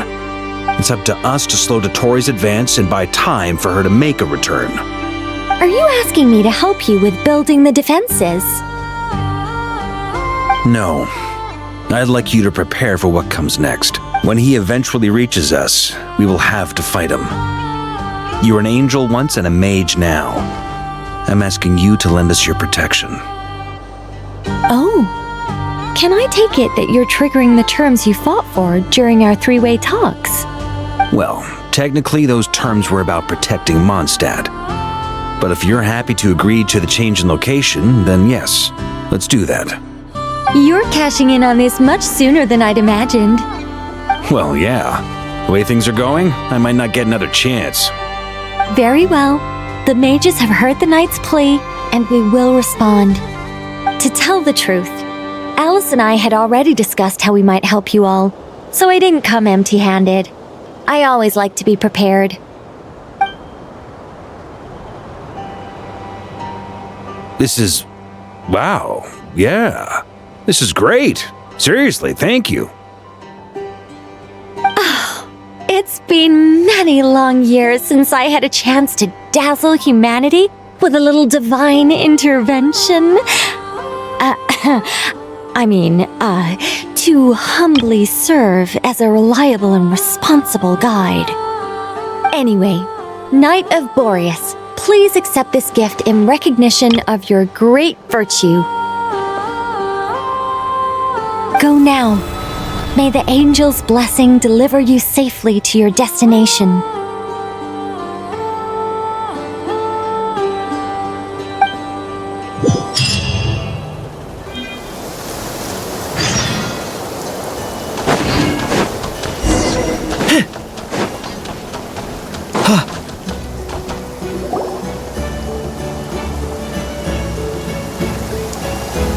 You're here. Sandrone! How are things going? Glad you asked. You two are about to become the first people to lay eyes upon my masterpiece. Or should that be the first person and the first, specter? Hey!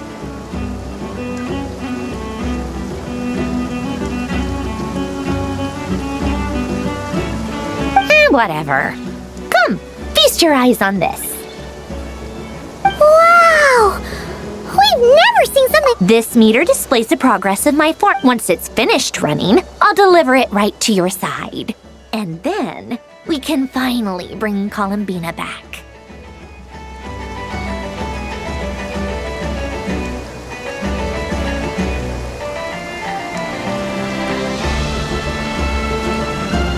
What do you mean, deliver it? Can't you just tell us over the Dodo communication device? It'll just be some numbers, right? You're such a greenhorn. This isn't the kind of formula you solve in math class. It's a highly complex algorithm capable of constructing a framework of rules.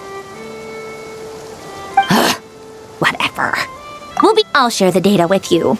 Nicole's agreed to let me use her information channel, so we just need to use the Dodo communication device like so. There. Now you can— Wow! Look at that! You're amazing, Sandrone! About time you recognized my genius. Took you long enough.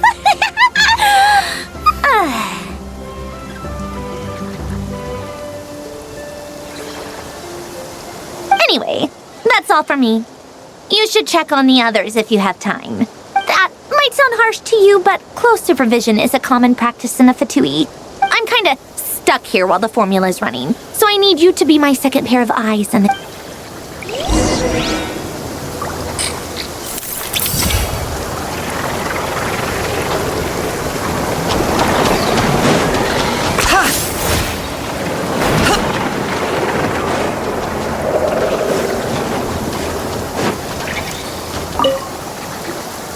Traveler, Paimon, a pleasure to see you both. Plans! How's everything coming along? Fairly well, if I do say so myself. Ooh, you sound much more serious than usual. To be honest, I am not usually fond of exercising my full strength. For one thing, it's hardly conducive to maintaining a low profile. I am conserving my strength until the moment of battle is upon us. Anything. Seeing you get into the zone like this really puts Paimon at ease. Huh? I consider it an honor to have your trust. Rest well. I look forward to seeing you both in your element during the battle.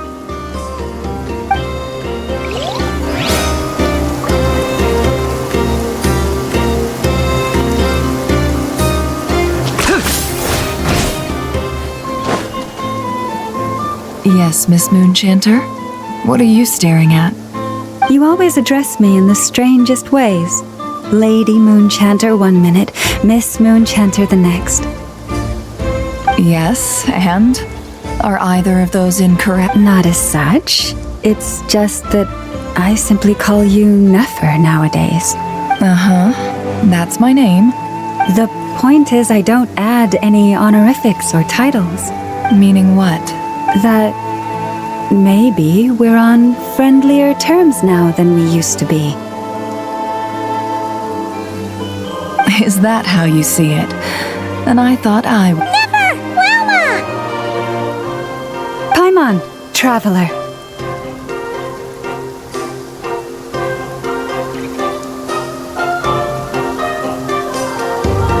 Just swinging by to check in on you. How are things going? Did you manage to get some rest? Don't worry about me. I won't slow us down. and I give my all to ensure our victory. Ah, yes. Allow me to give you two a quick checkup.